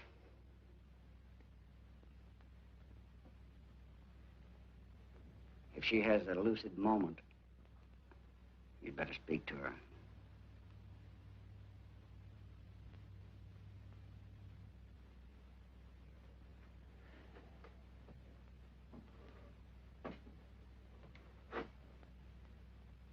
I'm not trying to argue you out of anything, but maybe you ought to stop and think.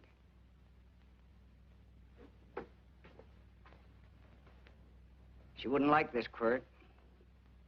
I'm not arguing for or against her point of view, but I know that to her, the world's worst tragedy would be that you should kill a man.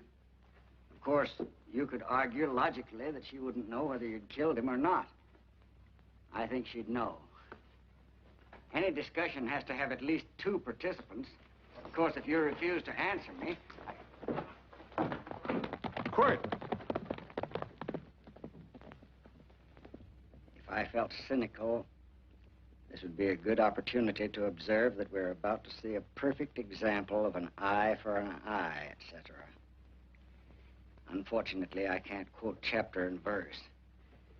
And I'm too tired to be cynical.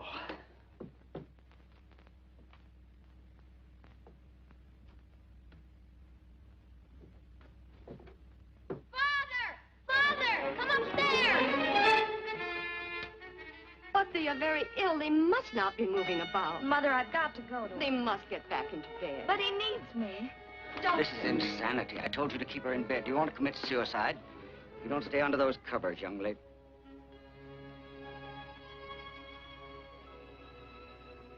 There's no fever.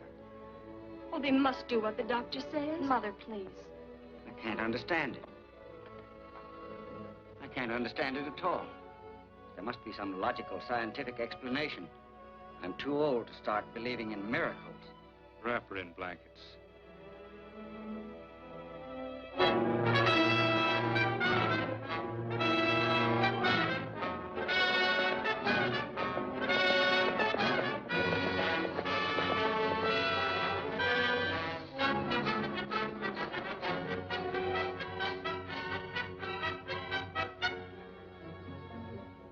The other 2 hadn't had me covered.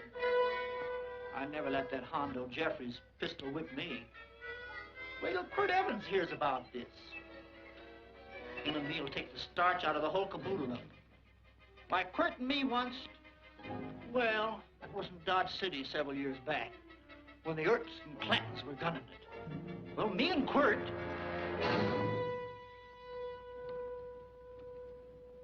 Come here.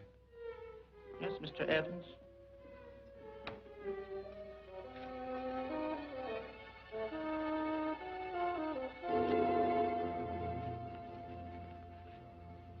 All Laredo Stevens? He's in the Eagle, and that pistol-whipping Hondo's with him. Take him a message. Hey, buy the boys a drink. Celebrating? Sure. Why not? But you ever get excited when you make a big win like this? Why get excited? Sometimes you win and sometimes you lose. Don't get excited, gentlemen.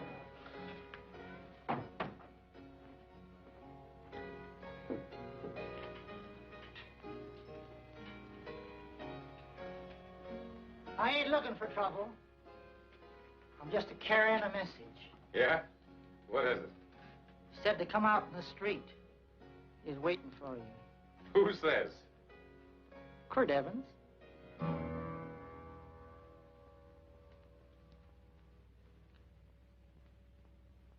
What is this, a joke? Quirt Evans is...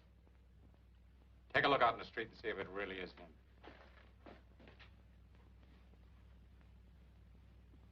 Jack, take a look in the street.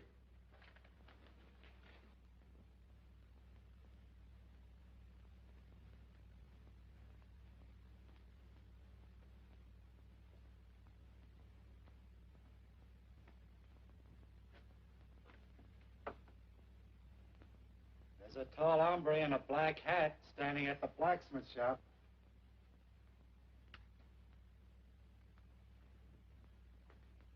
Mind if I use the back door, Pete? So long, Pete.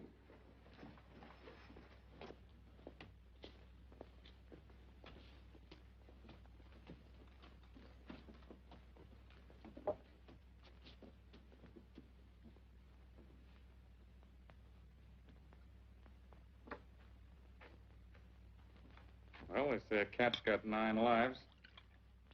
Maybe old Quirt's part cat. He also said he was curious to know how much whiskey it would take to build up your nerve to come out. You fixing to get your ears pinned back? There's a better pair of ears out in the street if you want to pin somebody's ears back. Here, you drink this. Sure. I don't have to stand near you. Come on. I wonder if that sharpshooting marshal's around town. Oh, I saw him ride out of town an hour ago. That's good. Wouldn't want him around here to spoil our play. Yeah. I bet that's just exactly how you meant that.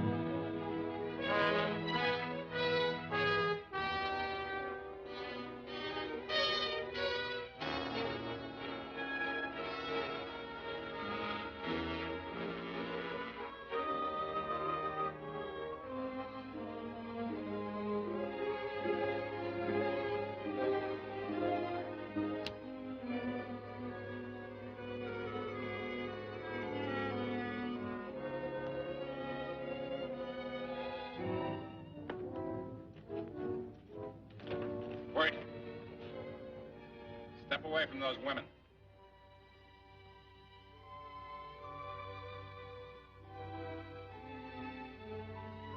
Why don't you turn around, Quirt?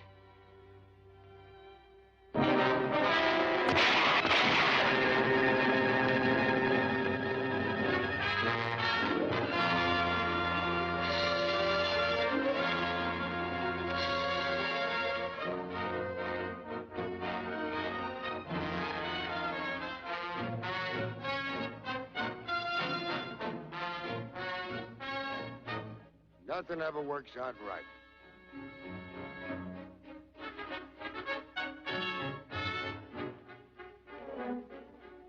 I had them dead to rights. They got the Baker stage. So I figured I'd watch the ruckus. You down them, and I'd hang you. Sorta killing 3 hawks with 1 stone, so to speak. And nothing ever works out right. Well, I missed you getting for it. But I'm patient. It's only a matter of time and I hang you. Not me, mister. From now on, I'm a farmer.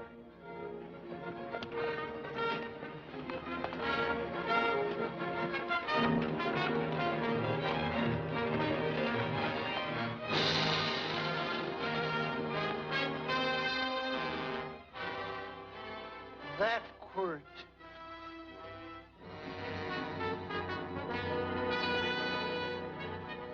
Hey, Quirt might need that. No. Only a man who carries a gun ever needs one.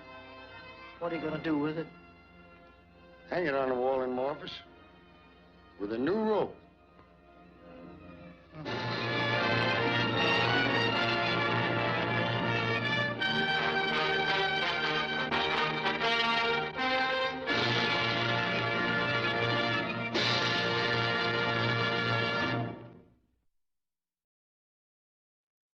All right, so there you have it. At the end, Quirt actually changed as a man. And the great thing about that was, as he was facing off with Laredo and Laredo's man there, the marshal, not Walt Ennis, where I just had his name here. Yeah, Wistful McClintock, played by Harry Carey, saw this change when Quirt puts down his gun.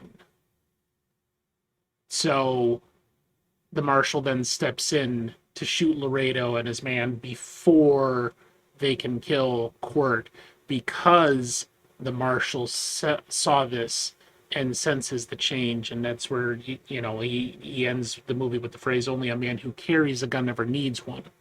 So the important part about that was that change that Quirt did as a person, as a personality, to not necessarily become a Quaker, but be the man that Penny would have wanted him to be. And he made that as a conscious decision to become that man, as opposed to earlier where he thought he couldn't live up to her standards. And she probably would have loved him no matter what.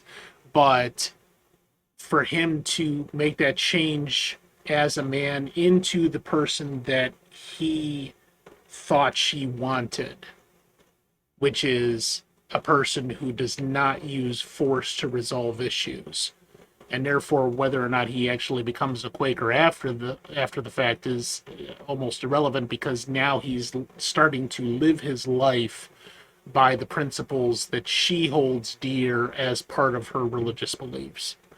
And he did that because he loves her and wanted to make that conscious choice to become that man for her.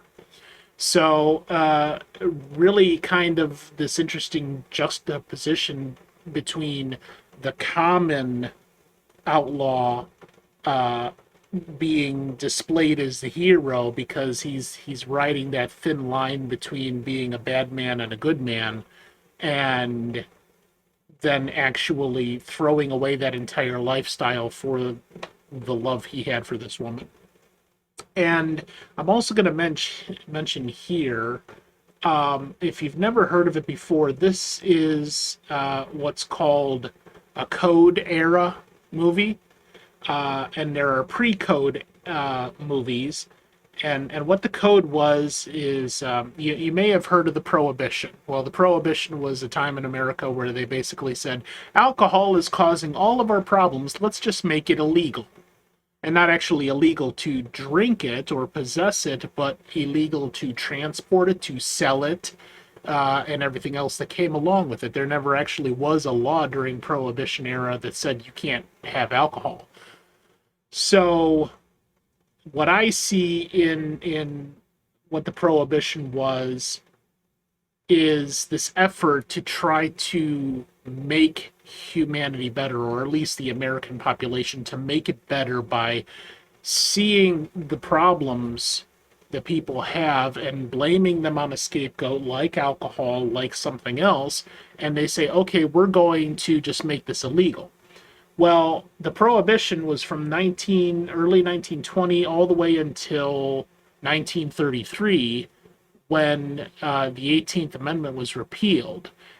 The very next year, in 1934, it actually started ramping up in 1930, but was enforced in 1934, was this code that Hollywood said, you can make whatever movies you want, but they have to adhere to this code of ethics where you can't show nudity, you can't take an anti-hero and present him as a good person, okay? And there were so many movies that never lived up to that standard before 1934, including what we're going to be seeing for our next public domain movie night, which I'm going to talk about that here in a second. But this, being done in 1947, was definitely adhering to the code. And I found it interesting that when they were trying to put this forward and talk about the differences between outlaws in the Wild West and the other things that they could become, they were really riding this line of what was acceptable under the code to make John Wayne the hero. And the only way they could possibly do that was to give him a redemption story. Yeah. Yeah, I've been a Home Depot pro for a long time. You don't know anything about me. Anyway, so that is Angel and the Badman, and Cage just came in at the perfect time for the end of it. Now, I had initially wanted to show the first 3 audio dramas on Saturday, except Cage, took forever to win that Donkey Kong tournament. So I promised I was going to show it today, and I am fulfilling that promise right now. So here we go with the 3rd audio drama, The Thread of Day. It's about 22 or 23 minutes long, and then we'll come back for Coming Attractions. All right, there you have it. Straight on over to Coming Attractions on the EBC channel, not to be confused with Cage Coming for an Attraction or something like that. I don't know. I'm getting muddying up my chat with this bullshit. Anyway, hey, did you know I play games? I didn't know that. But I found out that I play games. So, let's play a game. I don't know, it's been a while. I haven't actually played a game on stream for quite some time, at least not like as the theme of the stream. I did a little bit when I did my Rec Tech show way back when, fixing up my controller. And yeah, it's been a while, and it's been quite some time because of just so many major things that we've had to contend with over the last several months. So let's have some fun. Thursday night, 7 o'clock, I'm going to do some Minecraft. I'm going to continue some work on the virtual EBC theater in Minecraft, and we'll just have a nice chill stream. And stop on by. You can make me change my hat. And then our last arcade episode, as was previously announced, Watch Whitney will be presenting BioShock. That's this coming Sunday, May 15th at 5 p.m. Eastern. And that is locked in. So we will see you there. That will be the Season 1 finale, Episode 12. And then we shut down the podcast for the summer and we'll resume with Season 2 in September. Yeah, there's Watch Whitney in the chat. You can go click on that link and follow that beautiful best hair in the game type deal. Then I'm going to be taking a break. And as I told maybe a couple of other people, I might do some random low-quality Castlevania 2 streams during this, but I definitely needed a break after all the stuff that's been going on, getting the new audio drama out and a whole bunch of other stuff. So I'm going to be taking a 3-week break from actual streaming. If it fits my fancy, I might do something from my house, but I'm going to take a break. I need to catch up on a lot of back end work for the Patreon and for my own archive and organization, and also retool the channel a little bit. We'll have some new things when we come back, which will be on Monday, June 6th. But before then, while I'm away, something new will be occurring on the Conflux Discord. That is short and sweet, doing some regular old, classic, vintage, nostalgic, sit in your underwear on the cold living room floor, and because you sure as hell don't have to go to school, Saturday morning cartoons. So make sure you check that out. That's going to be a fun time. 10 a.m. Who'd have thunk it? Showing Saturday morning cartoons on Saturday morning. Jeez. It's like the brilliancy from out of this world. Saturday, May 21st. So kind of like in the first weekend, I'm going to be taking my break. So stop by and check that out. I'll certainly be there perusing and seeing what's happening. Thank you, Cage, for the shout-outs. And then I will return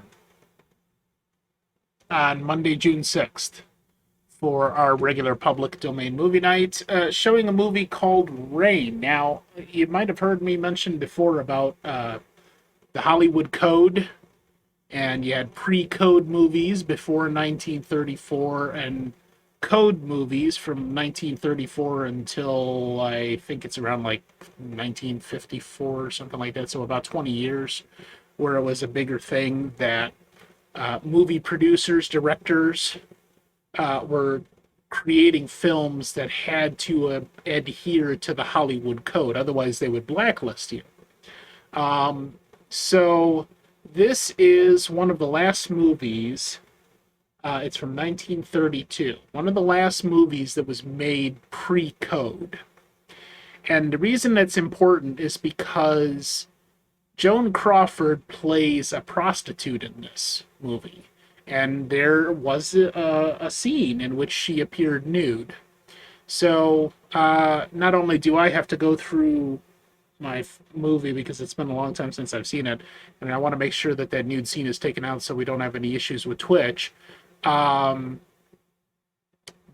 I just want to make sure there's nothing else in there that might cause a problem. And that's part of the reason why the code came to be enforced in 1934, was movies like this, where the people that were pushing for it and trying to push Hollywood to enforce the code they thought seeing movies like this and having movies available that showed nudity or language or, alcohol or drug references was a detriment to society.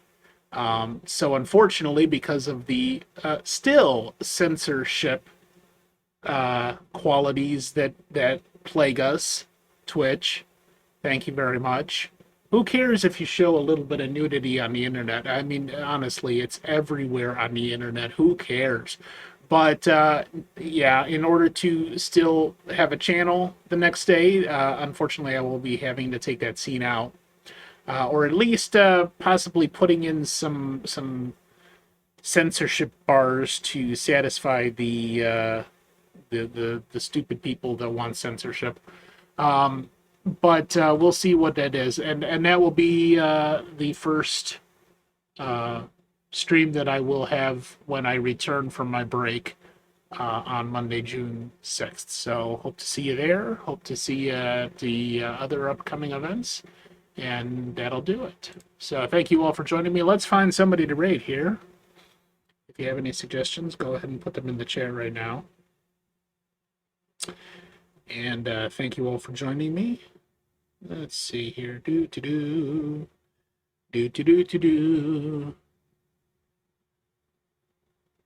Cage. Yeah, it's all Cage's fault, but Joel is still drunk apparently. Let's see. We got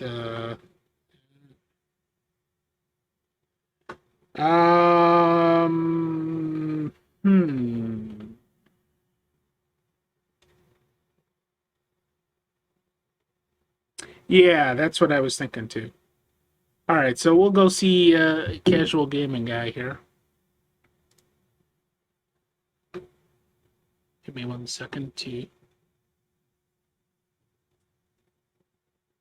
make sure I get that right. Do.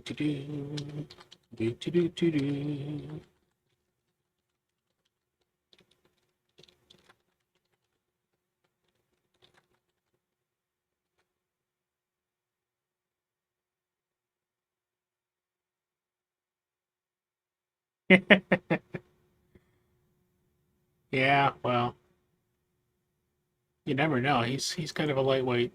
Did that create the raid? Are you guys seeing the thing on your thing and with the thing going with the thing? It says the raid has been created, but it's not showing up on my thing. Okay, good. See, that also means I can't click the button early, so I'm just going to yak for another minute here. Thank you all for joining me. Appreciate the hell out of you, and I don't know, don't do anything I wouldn't do because, essentially, if you do something that I'm not going to do, that's like you kind of one-upping me. And if you're one-upping me, then I'm just sitting there like, oh, I guess I owe you one or you owe me one or the math is kind of hazy and then maybe I have to do that shit and I never wanted to do that shit in the first place. So that's just wrong on so many levels. I don't know. Yeah, something like that, and don't do anything I wouldn't do because I really don't appreciate it. But thank you so much for joining, and we'll see you later. And adios. Bye bye. See ya.